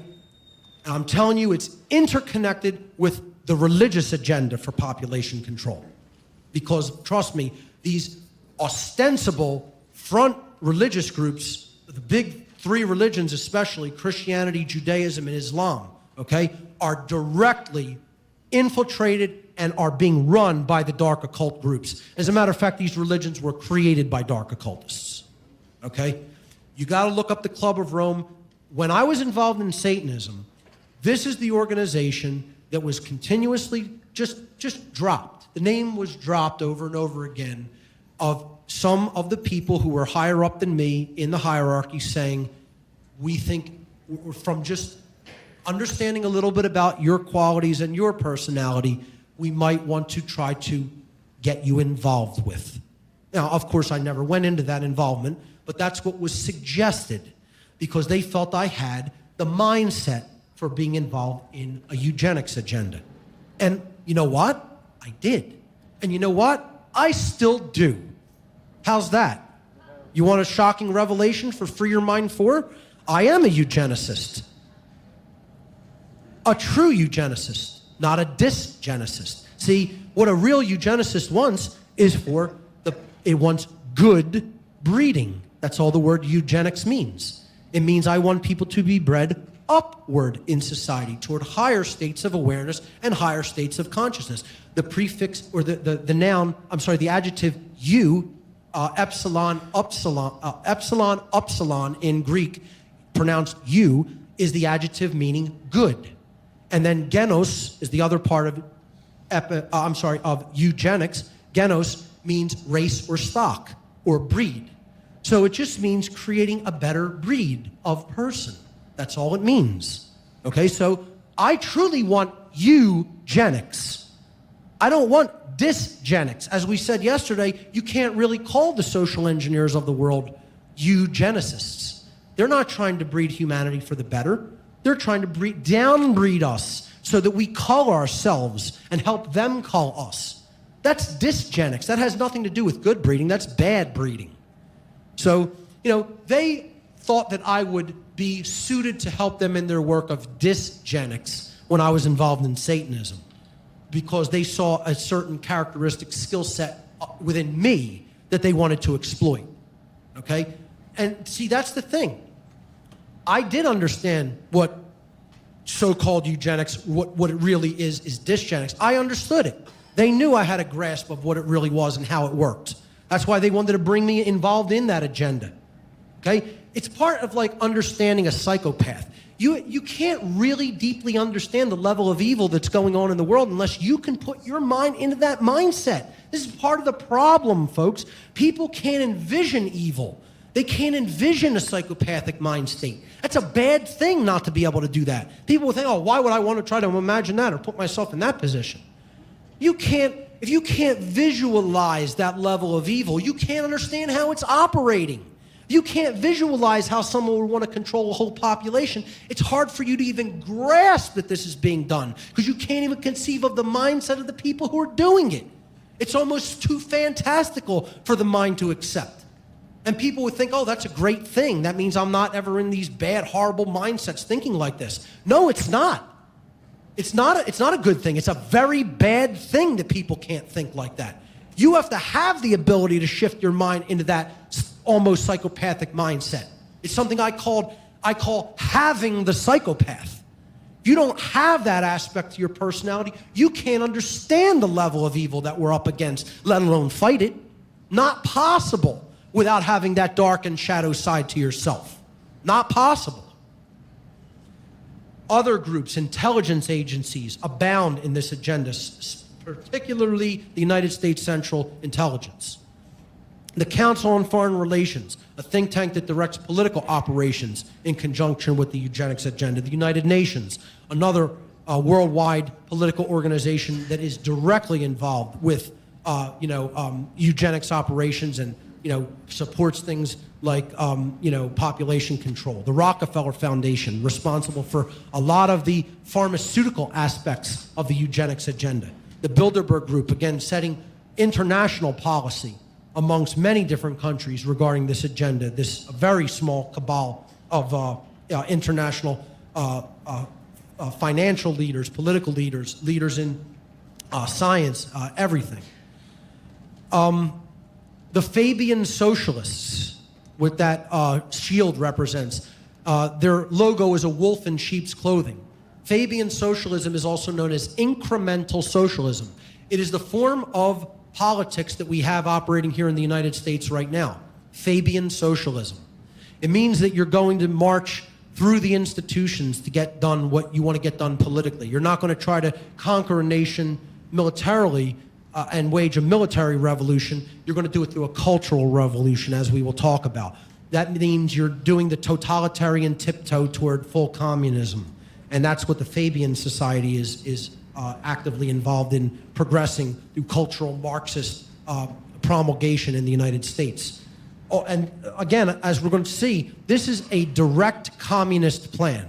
This is a communist agenda, folks, to weaken the entire fabric, the main essence that strengthens the fabric of a culture, which is the familial bond between man and woman. That is one of the main overarching methods of attack that communists have used in every country they've ever taken over. And they are well entrenched in the United States, and they're getting it done. They are a cohesive unit operating through mainly the public school system. Organized religion. Every so-called cultural religion out there ultimately behind the scenes is actively involved in the dysgenics agenda and the population control agenda. This is what these absolutely ridiculously outnoted ideas about human sexuality are all about, okay? They're putting out these ancient views of human sexuality that are all about repression of the natural sexual dynamic and energy between men and women. And that's a deliberate part of the agenda. So you think that all these religions are separate. They're not. They're all working behind the scenes on the same accord. Okay, it's like just like politics. Except we think we have a three-party system here instead of a two-party system. All right? It's all the same people behind the scenes. It's directed by the dark occult agenda, the eugenics agenda, and these are just fronts for those groups. You have to understand that. So many people are attached to their religion, and they think their religion is right and all the other religions are wrong. They're all invented to divide humanity. They're all invented to give people a rigid belief system so that they don't understand what's really being done. They all have a seed of truth within them where most people wouldn't buy into them. So at the core, yeah, there's a seed of truth. But all the other trappings and laws and rituals and all that other stuff is just there to throw you off the path of truth. And put you into a box and say you shouldn't consider anything outside of this box. Here's the real religionists that lie behind the so-called cultural religions. It's all invented by the same people, folks, and it has been run by these people for tens of thousands of years. Okay? This is the main bulk of my work and what I talk about, the dark occult. The priest class that's really running the show. You don't know any of their names, and neither do I. Okay? It doesn't matter what their names are. They come and go. They jump in and out. One leaves this plane, another one comes right in to take its place. That's how it works. And let me tell you something. It ain't all men. It ain't all white people. It ain't all Jews. It ain't all Freemasons. It's an eclectic, worldwide variety of human beings in every walk of life, and I'm telling you, there's probably some sitting in the room. Just a real quick anecdote.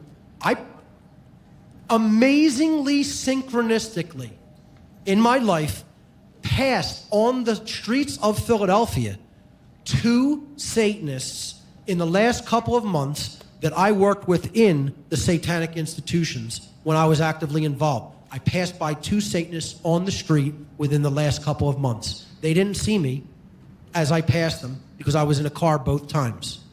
And I'm telling you, if I passed by 2 people that I personally recognized from my involvement, I am guaranteeing you they are all around us. My attitude is starting to be readjusted about the numbers of these people. The numbers are bigger than I think I had previously imagined. Because if that kind of frequency can happen, I guarantee you there's so many you have absolutely no idea. So this is something, this religion is ancient. You have to understand, these people have been breeding on the earth for a long time. And they've been performing these eugenics operations for a long time. I'm not trying to make them sound all-powerful and that we can't stop them, but I'm just trying to help you to understand. You have to really understand who's running this show. We don't live in a matriarchy. We don't live in a patriarchy. All myths. Neither one of those things exists or has existed. Contrary to neo-feminist propaganda, we do not live in a patriarchy, nor do we live in a matriarchy just because women have been conditioned to condition men and to influence them to obey the control system. That doesn't mean we live in a matriarchy, okay? We do, however, live in what I refer to as an occultocracy, a society that is ruled covertly by a hidden priest class of dark occultists who use their advanced knowledge of the human psyche to mind control the overwhelming majority of the ignorant human population. The occultocracy comprise a small subset of humanity who believe that they are super worthy and that they are on their way to becoming gods on earth. Out of control, ego and selfishness is the essence of their satanic religion. They have inculcated us with their own ego-driven belief system, which has replaced our traditional moral values and has become pervasively entrenched in our culture. That's the problem, folks. The problem isn't that there's a subset of Satanists running the world. The problem is they've given the bulk of humanity their psychopathic mindset. That's the problem. And until we break the bonds of that psychopathic mindset, don't expect freedom. Don't expect positive change. Don't expect anything but more death. That's what this cult is about, and that's what they're going to give us till we wise up. You have no choice. You have owners. Probably the greatest politically oriented comedian ever, George Carlin. Neo-feminism is, at its core, a communist and satanic agenda. First, and not necessarily foremost, but first I'm going to talk about how it's a communist agenda. Socialists and outright communists have long ago taken over the school system in America, the public school system and the university school system. Communism infiltrates the educational system throughout our country and has slowly, over the last few generations, culturally taken over the minds of the young. I'm telling you, the younger generations of this species are the absolute most mentally enslaved generations that have ever been born. It's sad. It's a sad, sad, sad thing. And it's a testament. It's a testimony to how well this enslavement agenda is proceeding and working through the school system. If there, anybody within the sound of my voice, get your children out of public schools and homeschool them. Their minds are being destroyed in the public school system. They are being blatantly programmed to accept communism. All 10 planks of the Communist Manifesto are in place in America. Not 1, not 3, not 5, not 7, all 10. Do the research and understand what the actual tenets of communism are, and you'll see all of them are in place. This makes this nation a de facto communist regime. And sadly, most people in America cannot even define what communism is. They don't even understand it's the takeover of the means of production by the state. They don't understand it's a system of enslavement. They think it's a worker's paradise. Absolute bullshit propaganda put out by dark occultists. That's all. They want people to think it's an absolute paradise to be a working slave for the party members at the top who are an occultocracy. The cultural Marxist plan to wage a covert war on America through a long march through the institutions was formulated by the Frankfurt School think tank under the direction of Italian communist Antonio Gramsci. And if you don't know who this guy is, you better get online and start typing his name in some search engine and reading all about it. Because he's probably one of the biggest cultural influences in this country and nobody even knows his damn name. Realizing America could not be conquered easily from without, Gramsci's plan was to weaken it over time by infiltrating its institutions and creating socially divisive issues and strategies. This would produce the long-term effect of dividing the genders and destroying the familial dynamic, the familial bonds between man and woman in society. You have to weaken those bonds to weaken the society at a core level. This would pave the way for the takeover by the party. And it ain't going to look like that party there. It's more going to look like political gulags and concentration camps and starvation of mass numbers of people, like it always does in this failed bullshit system that people still think is so idealistic and desirable. If you think that way, you got your head up your ass. Here's some quotes from communists. V.I. Lenin said, "Give me 4 years to teach the children, and the seed I have sown will never be uprooted." Yeah, that's called the university system. Nikita Khrushchev, who told America that communists would silently bury us and that our children would wake up and the country would all be communist already. And you know what? He wasn't lying. He was telling the truth, this sick, depraved occultist. They're getting it done because we're not on the same page yet. We're still not on the same page. It's almost mid-2016. Humanity still ain't on the same page about what's going on. Their head's still in their television and their mouths are still full of GMO food. Your children's children will live under communism. You Americans are so gullible. No, you won't accept communism outright, but we'll keep feeding you small doses of socialism until you will finally wake up and find that you already have communism. We won't have to fight you. We'll so weaken your economy until you fall like overripe fruit into our hands. Yeah, that's not happening. Don't worry about it. America, Joseph Stalin, America is like a healthy body, and its resistance is threefold. It's patriotism, it's morality, and it's spiritual life. And I would suggest he's talking about the real patriotism, not the absolute nonsense kind of thinking that your country can never do any wrong. He's talking about patriots like me. That's the kind of patriots he's talking about.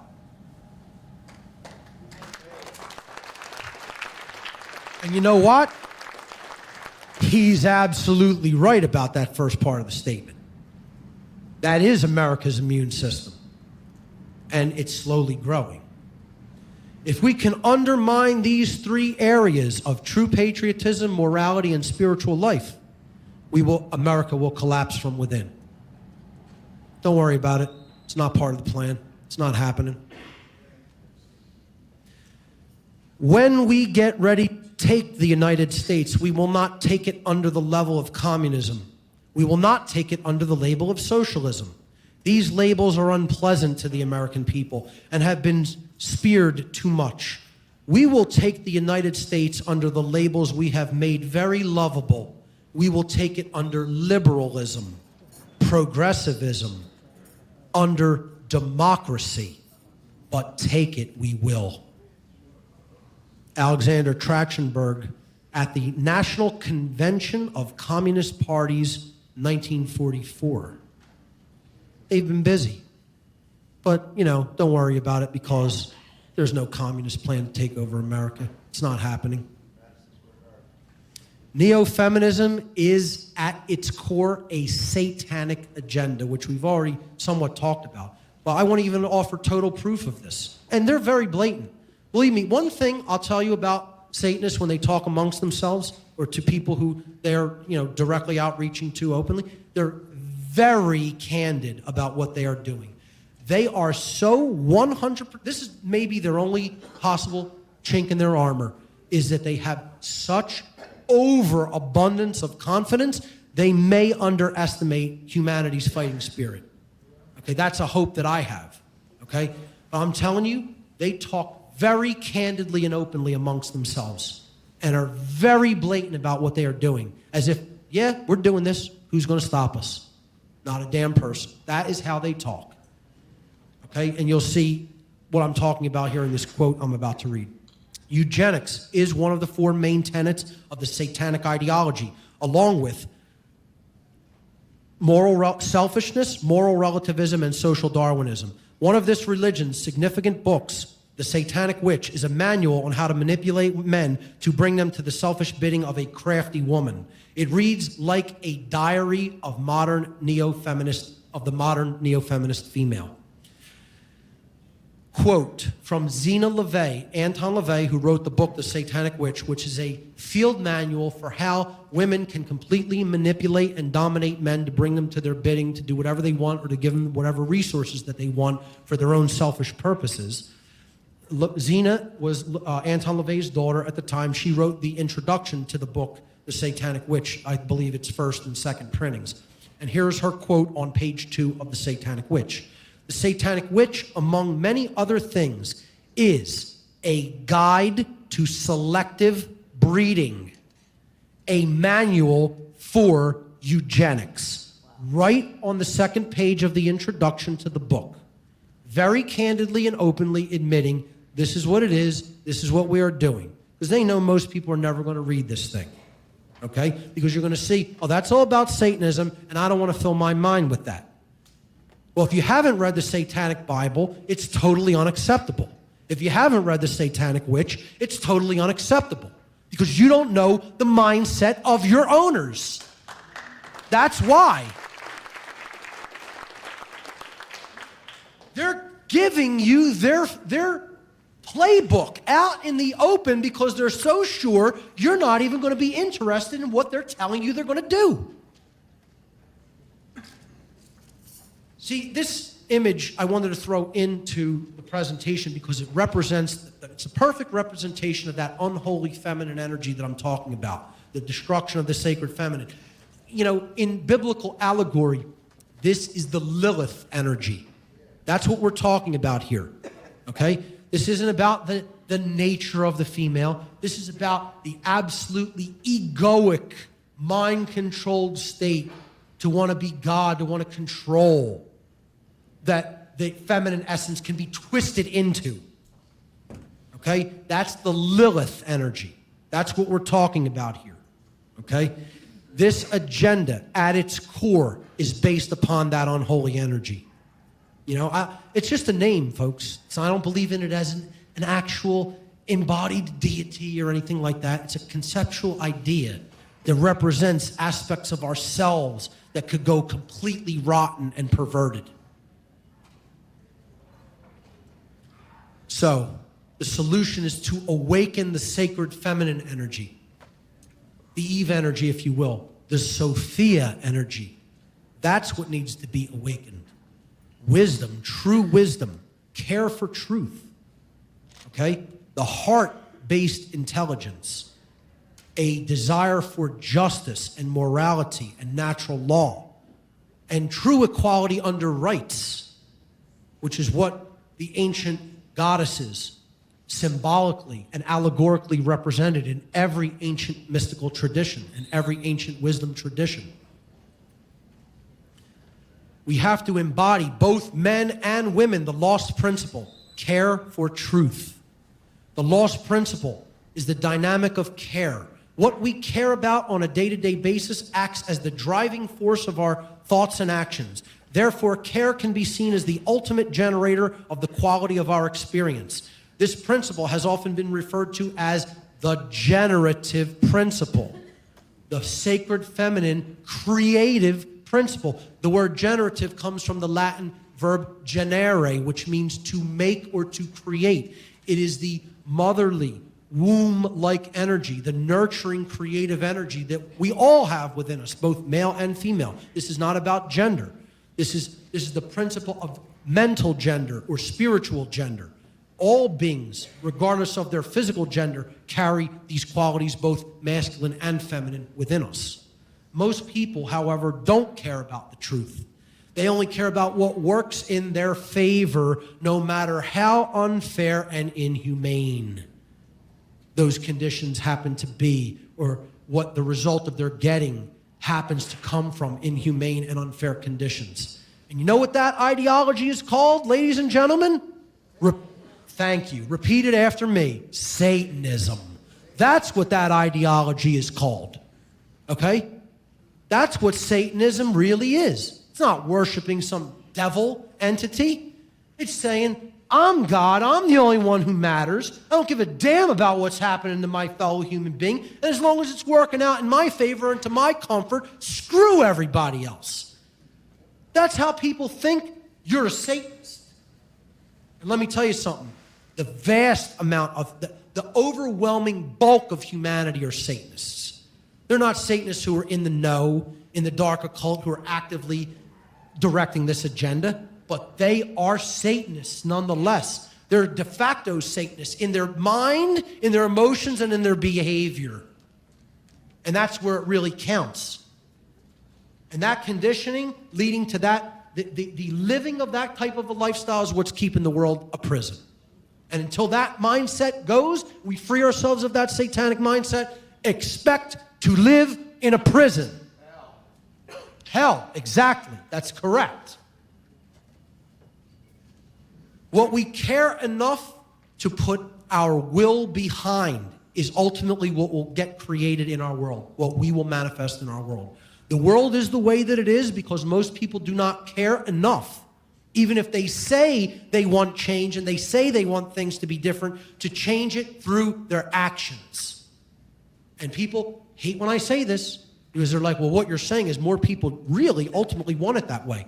Yeah, it doesn't matter what you say you want. It matters what you do ultimately about, see, that's the whole thing. There's one choice or another. You accept it to stay the way it is, or you actually take action to change it. And if you're not actively involved in that process, again, you're part of the problem and you're helping things stay the way it is, whether you say you want it to change or not. That's what the principle of care is about. You have to care enough to get up and do something about it. And that means speaking to other people. That means it doesn't matter how uncomfortable or how crazy, how uncomfortable the situation may get or how crazy you may be perceived by other people. Doesn't make a damn bit of difference. You got to speak it anyway. See, and part of that process, part of this healing process, because all of this is ultimately about the lack of true self-esteem. That's where all of this desire to control comes from. It comes from people who are ultimately inwardly self-loathing.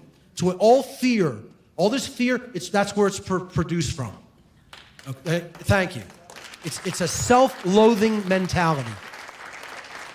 Somebody who truly loves themselves doesn't want to try to control other people, folks. It's real simple. You truly love yourself at a deep, fundamental, core spiritual level, you're not trying to control the behavior of anybody else. I'm not interested in being anybody's leader or master or ruler, you know? Now, I'm uncomfortable even trying to be a teacher of this information because I don't really want to do this. I don't want to do this with my time. I'm going to continue to do it because I know I have the moral responsibility, knowing what I know, to continue to do it. This isn't how I want to spend my time. You know? I want to go ride my bike. I want to do martial arts. I want to make smoothies and juice. Get my health in even better shape than it is. You know? I want to play music. That's what I really want to be doing with my time. You know? I want to go see other bands play. I enjoy creating. I want to get better at art. You know, and creative endeavors. This isn't what I want to do. You think this is what I want to do, you got to be on really, really, really bad drugs. Keep them away from me if that's what you think. The word respect is derived from the Latin prefix re, meaning again, and the Latin verb spectare, meaning to look at. True respect means that you have to do the internal shadow work and take another look at yourself, your own attitudes, your own emotions, your own behaviors. And that's one of the hardest things for any human being to do. To ask the question, who am I? And do I truly like myself? You know? You want to talk about the real hard work. That's harder. That you got to do that first before you get involved in the great work. You know? That's the hardest work there is to do. That's the long, treacherous, dark night of the soul. You know, where I almost lost myself, the connection to my higher self, and went into such depressed states that I contemplated suicide and, you know, just wanted to just not be alive anymore. You know, that's where that dark process will happen. But once you go through it, I guarantee you do that shadow work, you'll emerge out the other side transformed.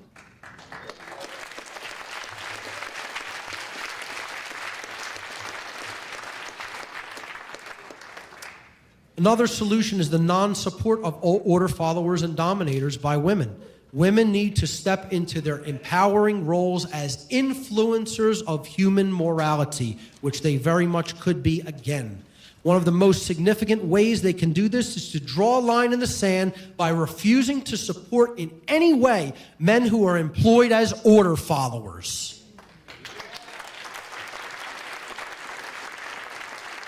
Any man accepting a job in which they engage in the initiation of violence and coercion should be encouraged by women to quit that immoral job and to find a moral one. This is called the concept in Eastern thought of right livelihood. And so many women are completely complacent in this regard, regardless of where the money that the man is making that money from. They're just happy to have that income coming in as long as it's going to provide some kind of comfort level for their quality of life. And I'm telling you, that's one of the biggest problems in all of this society. And that's what women have to start really changing their minds about. If you're involved yourself, or if a man you know is involved in doing something that is immoral or coercive, you have to dissolve that relationship with that person. Or you have to tell them, if this isn't rectified and changed and you're not doing a moral profession and you're not involved in right livelihood, the relationship cannot continue. You can continue to do that, but not with my support. Now, how many people are willing and prepared to do that? You know, even if it means discomfort. No, nobody's telling you, I'm not up here telling you this is going to be an easy thing. Change is hard. You might have to suffer. You might have to go through hardship to do what's right. You know, it's not easy. It doesn't mean that it's impossibly complex. It's real simple. Stop doing things that are violent toward other people and stop supporting those things, even if it means you benefit from them. You know, I'm not doing a job where money is going to go to pedophiles, people who I know are pedophiles. You know, I don't care how hard that makes my life. I'll live at pauper level if I have to. I'm not taking a job that's going to withhold my income and send it to pedophiles. People I know who are raping small boys and girls. Not energy that I make. Sorry, you ain't getting that. Kill me if you want, but you're not taking it. All you'll get is a pound of my flesh, but you're not going to get any energy toward your sick, depraved ways. Until people are so doing that and so ready to think like that and act like that they're willing to die, don't expect it to change. That's what you have to do, is stop supporting the system. Stop paying into the system. Stop supporting anybody who supports the system. This works in reverse, too. Men need to have nothing to do with women who want anything to do with the state. Okay? Those relationships should be dissolved. All right? You have to walk away from people if they insist, I'm going to continue to support immoral ways and behaviors. That's a hard thing to want. I'm not interested in forming true, dynamic, interpersonal, intimate relationships with people who are non-anarchists. Not interested in it. You know? Because that person is not on an equal level when it comes to consciousness. So I'm what, going to support somebody that continues to support violence conducted against me and people I care about? No. I'm not going to tolerate that. You know, I understand if you've woken up and you've already been in a relationship, that could be a hard one. I'm talking about forging new relationships particularly. You know, or, you know, if a woman's married to a soldier or married to a cop. You know, these are people who are boots on the ground creators of the enslavement system. And women have to stop supporting them and walk away from those relationships, and men need to do the same when it comes to women who support the state. People don't want to hear it. They don't want to hear it as a solution, but I'm telling you, it's one of the things that would radically transform this society if people started doing it. I want to step back a slide there, not only to read that quote, but I want to tell you who that woman is. Words of the Buddha, blessed are they who earn their livelihood without harming others. The Buddhist concept of right livelihood. The woman on the right there is Margaret Gage. And she is, I would actually say I dedicate the spirit of this presentation to Margaret Gage, because she embodies exactly what I'm talking about here and what I was talking about last night. She was an inauthentic woman who became an authentic woman in her lifetime. She was the wife of Thomas Gage. Thomas Gage was the English general who conducted the main military warfare campaign against the American revolutionaries in the American Revolutionary War. She was his wife of many years from New Jersey, went over to England, had many children with this general. He was appointed to be the main commander of English troops in America.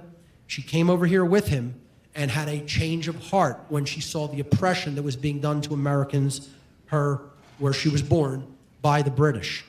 And she got involved in the American Revolution as a spy, one of the first women spies. And she gave intelligence to the American revolutionaries about the movements of British soldiers at incredible risk to her personal safety. And without her, many of the battles may not have gone the ways that they went in the American Revolution. This is probably one of the bravest women who has ever existed on this continent, if not the bravest. And that's an example for women, to go through the radical transformation from the inauthentic woman who's with the dominator to the authentic woman who is supporting the true freedom rebel. Okay? Thank you. Could not ask for a better example of a genuine woman than someone like Margaret Gage. We have to invoke and create the sacred union, the holy matrimony between the sacred masculine and the sacred feminine, the sacred feminine principle of non-aggression and the sacred masculine principle of self-defense, and also the marriage within us of the sacred masculine of the logical mind and the heart-based intelligence. So intellect plus care. That's what true holistic intelligence is all about. And these dynamics drive each other. Emotional thinking is a feminine trait. It gets you to care about what is right and true. You have to have that heart-based intelligence to really deeply care for truth. But logical and critical thinking is a masculine trait that gets you to figure out things and help to understand the solution regarding what is right and true. The awakened woman, and of course the awakened man, balances both of these modalities in consciousness. One cannot take precedence over the other. You have to balance them and bring them into full accord and unity with each other. That's the sacred union that we need to bring into balance within ourselves. Mastering yourself is true power.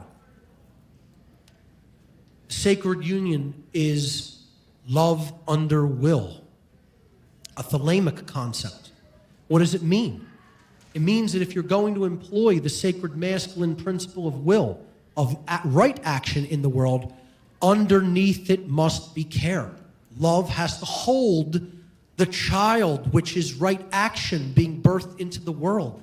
That's what the traditional religious images of Madonna and child have all been about in classical Christian iconography. It's allegorical.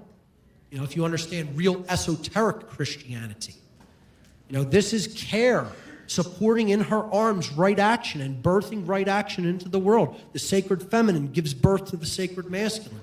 It's a beautiful spiritual allegory if it's properly understood. And then the sacred masculine nurtures and uplifts the feminine in society as well through right action and example, which is what the Christ figure, bringing up Mary Magdalene is about, and them having dynamic interchange of energy between themselves in a sacred union.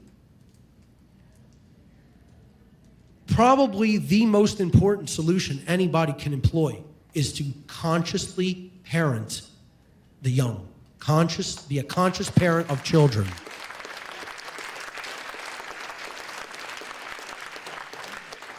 Folks, do not sugarcoat the truth to your children. They will call you on your bullshit. Okay? Teach them the truth at a very early age. Do not try to shelter them from reality. Speak plainly and simply to them. They can understand. Okay? They're more resilient than you think they are too. They can take more than a person who's already been conditioned for half their lifetime can take. Be honest with them. Feed them good nutrition, healthy, nutritious meals. Make them active. Build them up strong. They got to be strong beings. This isn't about just, nurturing them emotionally. It's got to be physical too. The emotions, of course, have to be there. But we have to build strong people who are going to actively resist this immoral system. Not only mentally and psychologically and philosophically, but physically if necessary. Incredible meme here. I will not sentence my children to a future without liberty. That needs to be every parent's primary concern. I've talked to actual parents and said they're taking freedom away not only from us, but the future generations. And I've heard back, all I can worry about is putting food on my table. I'm like, you don't love your children. I'll say that right to a parent's face, and then they'll get all over my ass for saying that to them and saying I have no room to talk because I don't have a child. And they'll say, oh, you didn't take the responsibility of having a child, so you're not qualified to say that? Bullshit. I'll say it right to a parent's face who says they're not concerned about freedom. You don't love your goddamn children.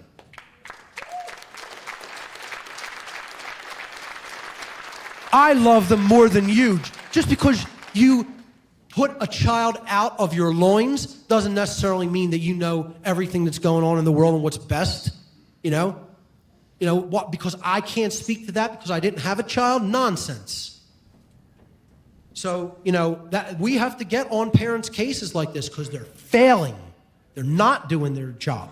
They're not nurturing or raising their children. And it's because of this diminished familial bond between men and women. It's largely what's driving that bad parenting dynamic. So I highly, highly recommend the works of Lennon Honor on conscious parenting because he's done a lot of great work on that. And many others. Awakening the sacred masculine is as important as awakening the sacred feminine. And I'm talking about awakening this dynamic across the board in both genders, particularly in women. More women have to get behind the notion of legitimate rebellion. There are such things as legitimate physical rebellions, and it does that they're not putting the line on there for no reason. It's an understanding of courage and sacrifice and what may have to be done, even though it's incredibly uncomfortable and distasteful. If your woman isn't a revolutionary, she will persuade you to be a slave and to accept those conditions of slavery willingly. That's why we need more women rebels.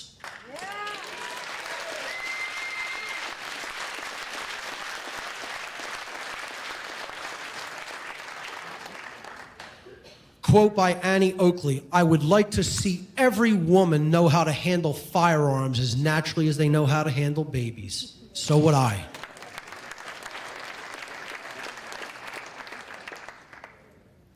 Resistance is victory. Resistance, ladies and gentlemen, is victory.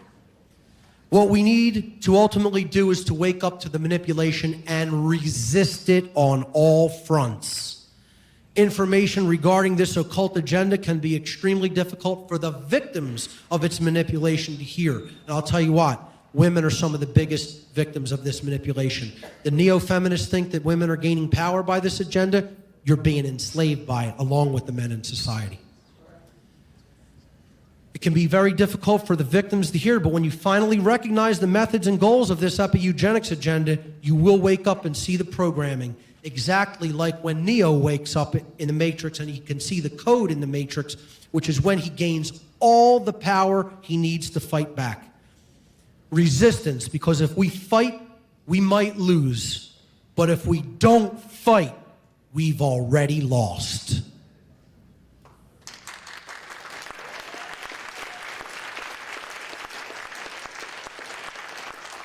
Folks, we're at war. It doesn't matter if you don't like the term fighting and resistance. You're at war. War is being waged on you now, already. It's not coming. It has been ongoingly waged upon you and your children. That's what has to be consciously recognized, and it's time to fight back. When the conscience is denied its freedom, when the workings of society hamper the artist, the musician, the poet, the philosopher, in short, the thinker, it is time for the instinct of rebellion to declare a state of war. That's where we're at. And make no mistake about that, ladies and gentlemen, that is not just, we're not talking about just the gender war. This is the worldwide spiritual war that is ongoing on this planet. And if we're going to win it, and yes, there is such a thing as winning it. Somebody asked me this question last night. Is there such a thing as winning and losing? Absolutely there is. Yes. You know, you don't like polarity? Tough. It's legitimate and real.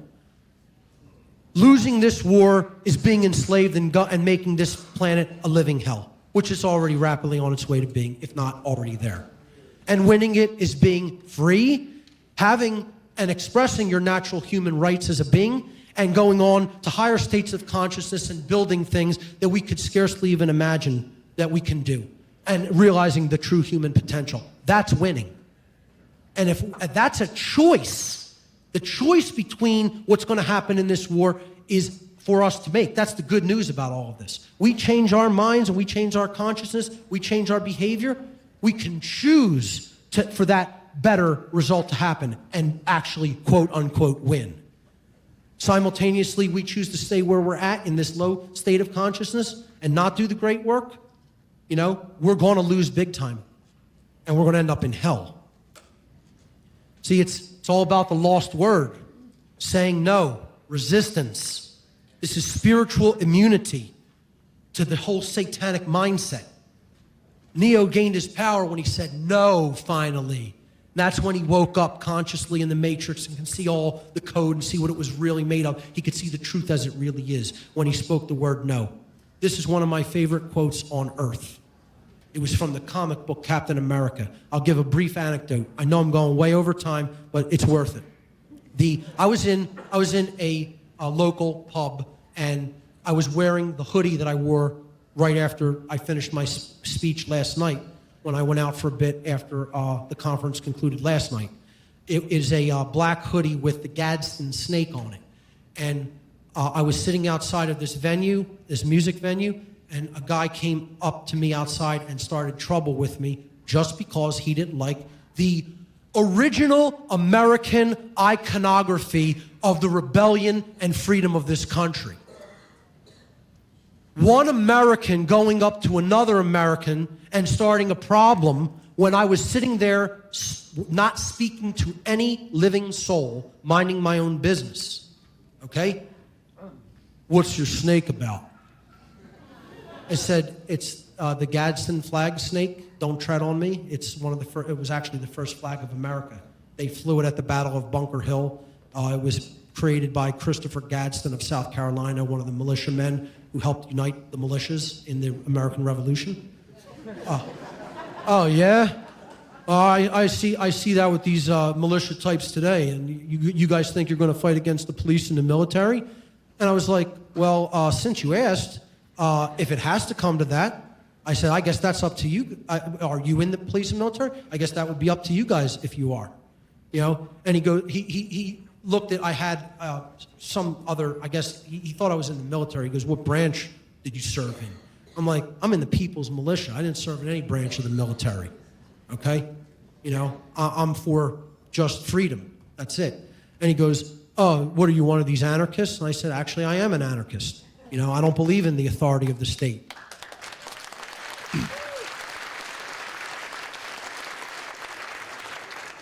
So his girlfriend was there and was listening, and I started to explain what anarchy meant etymologically.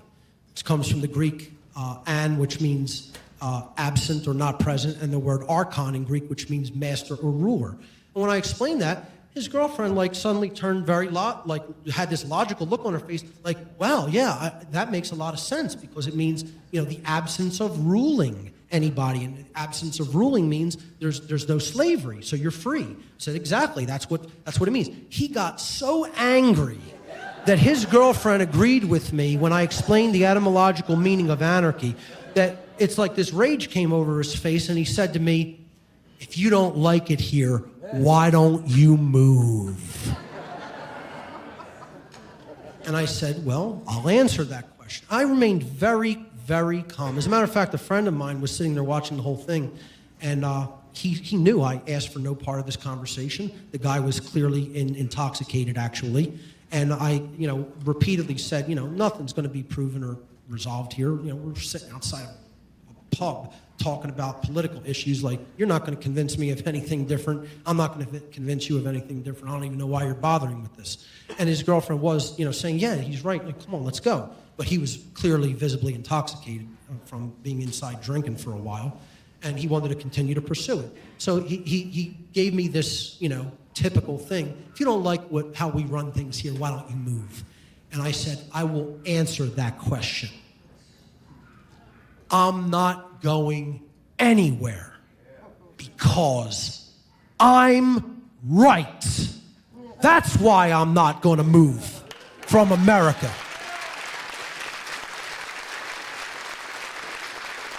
Because I'm standing in truth and righteousness. I am in the right when it comes to moral reality. That's the reason I'm not going anywhere. I know the difference between right and wrong. I don't aggress against other people's rights, and no one should aggress against mine. And I'm living in those principles, and because I'm right about those things, don't expect me to leave. If anything, you should leave.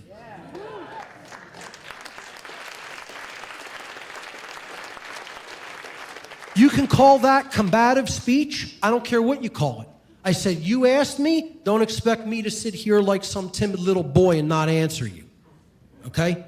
And then his girlfriend pulled him away.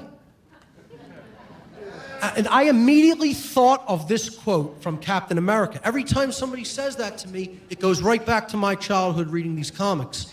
You know, and I remember this quote. One of my favorite quotes that he ever spoke in the whole comic book. And here's what it is. It doesn't matter what the press says. It doesn't matter what the politicians or the mobs say. It doesn't matter if the whole country decides that something wrong is something right. This nation was founded on one principle above all else, the requirement that we stand up for what we believe, no matter the odds or the consequences. When the mob and the press and the whole world tell you to move, your job is to plant yourself like a tree next to the river of truth and tell the whole world, no, you move.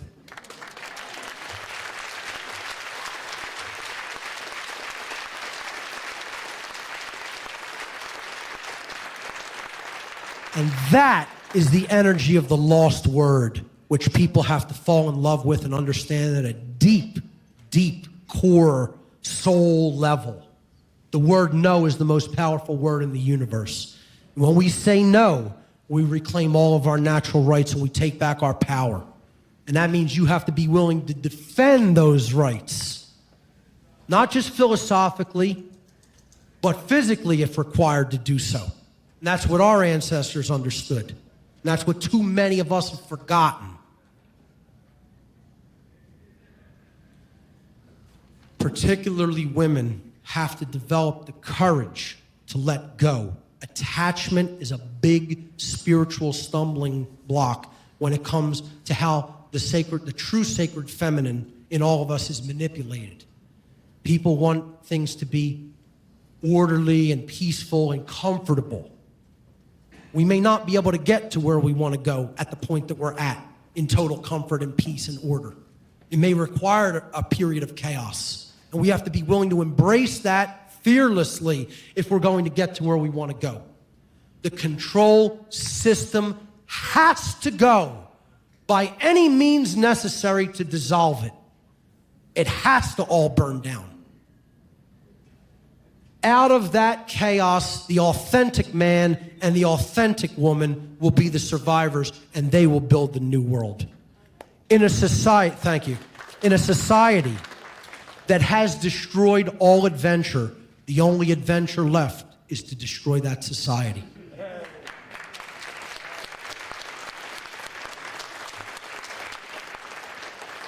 A few people whose information you should look into, and once again I offer the caveat, just because I list these people to look into their information does not mean I agree with everything that they stand for politically, ideologically, socially, or anything.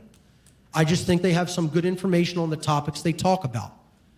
Jim Keith, one of the greatest researchers that I've come across, he wrote the book Mass Control, Engineering Human Consciousness. If anybody hasn't read this book, it's unacceptable. It is a must-read to understand social engineering. John Coleman, who wrote the book The Tavistock Institute of Human Relations, and many others. Absolutely brilliant historical researcher. Camille Paglia, who wrote Sexual Personae. Absolutely brilliant discourse on Neo-Feminism. Stefan Molyneux, whether you like him, hate him, okay, or feel ambivalently about him, has put a lot of good work into the exposing of the Neo-Feminism agenda. Christopher Hitchens, again, politically leftist, but had so many great things to say about political correctness and how it's a form of censorship and the importance of maintaining free speech at all times. I think people would find value in looking up his work. Gary Allen, the author of None Dare Call It Conspiracy, a book that is out of print, but I'm telling you, you can go online and get it, probably for still pretty cheap prices. If the people in this room, I need to know, by a show of hands, how many people have read in its entirety, None Dare Call It Conspiracy? Absolutely horrific. I'm horrified. No, I'm serious. I'm not even joking. It's not funny. That's horrifying. People need to read that book. It's that important about what's going on in America right now. This man seems like a prophet in this book for what he told people was coming. And it's all happening because he knew the people who were actively running this agenda, just like I know some of them that were actively running this agenda. I'm telling you, that book is a must-read. Get it and read it through in its entirety. Janice Fiamengo and Christina Hoff Summers, also two pretty good analysts when it comes to breaking down some of the ideologies that are contained in Neo-Feminism, and very much worth checking out their work. Ultimately, the solution is to do the true great work, which sadly people don't want to accept, is to help drag people kicking and screaming to the truth. Whether you accept that, want to accept it or not, it doesn't matter, until we get involved in doing the great work of helping to be the transformers of other people by encouraging them to look at the truth. Don't expect things to change. The true great work is to help people to abandon the false and dogmatic beliefs which have been holding back the progress of consciousness and impeding the reception of truth and natural law. The true great work is the arduous task of influencing others to realize that in supporting and condoning the legitimacy of authority, that they have actually been supporting and condoning the legitimacy of slavery, and that they were immoral for having done so. That is the ultimate true great work that we need to do. Smaller parts of it include exposing the sub-agendas like the gender war and the Neo-Feminism agenda and the eugenics agenda. It's all part of the true great work to bring that work to others. I call this the law of one in zombie land. That's what the true great work really is. You know, and there's good old Rick from The Walking Dead, you know, looking at the zombies and saying, "You're telling me that we're all one?" Yeah, that's right. We are unfortunately attached to those who are unconscious and unaware. As unpopular as it is to hear for many people, we live in a shared reality, and we will all share the same social fate. Maybe not the same fate at a soul level, but the same social fate, because the same shared manifestation is going to happen for all, whether they're conscious or unconscious. If we want to change the world for the better without experiencing large-scale societal chaos and disaster, our one great work lies in waking the walking dead. Make no mistake about it. The zombies do have to be awoken. Too many people think that this does not need to occur. I'm telling you, we are connected with those. We are not separate from them. We are not separate from the unconscious. You can call them the sheep all you want, the dead, the unbegun, the uninitiated, the profane, the unwashed masses. It doesn't matter what you call them. You better get to work on waking them up, because they're making decisions about what happens with your life. They affect your freedom. Their ignorance affects all of our freedom. That's what the true great work is to make the darkness conscious. And people ain't interested in that work. You know, they're interested in maintaining their comfort level, not rocking the boat, and not getting in arguments with people, and not being hated by your family members and so-called friends. Maybe that's what needs to happen. Maybe tension and division is what needs to happen when it comes to moral issues. This is what the words of Christ mean in the New Testament when he says, I came not to bring peace to the earth, but a sword, the sword of truth.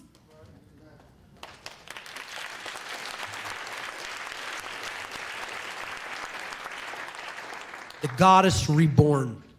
The unholy feminine currently reigns supreme in our world, but ask yourself the question, if women as a whole reawaken the sacred feminine within themselves, the principle of care, just how much would they be capable of transforming the overall consciousness of humanity?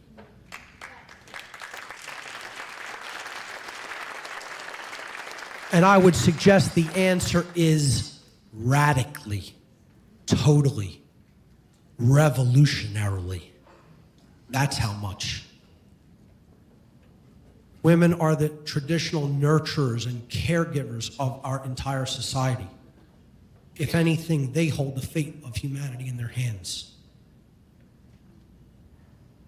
You are more powerful than you know, and they fear the day you discover it. We have to break out of that shell and let the inner lion loose. Lose all the fear. Lose all the trepidation. What are we waiting for? We're the ones we've been waiting for. We're the answer. We need to put the truth out there for ourselves and others. That takes courage to do. We have to step into that lion energy. When sleeping women wake, mountains move.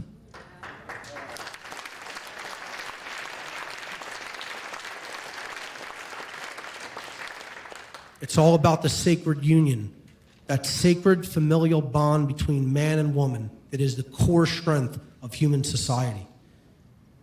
The dark occultists don't want that to manifest, but if we set aside all of these divisive things and we bring that sacred union into manifestation, we can turn this planet from a prison to a paradise. Ladies and gentlemen, thank you so much for your kind attention.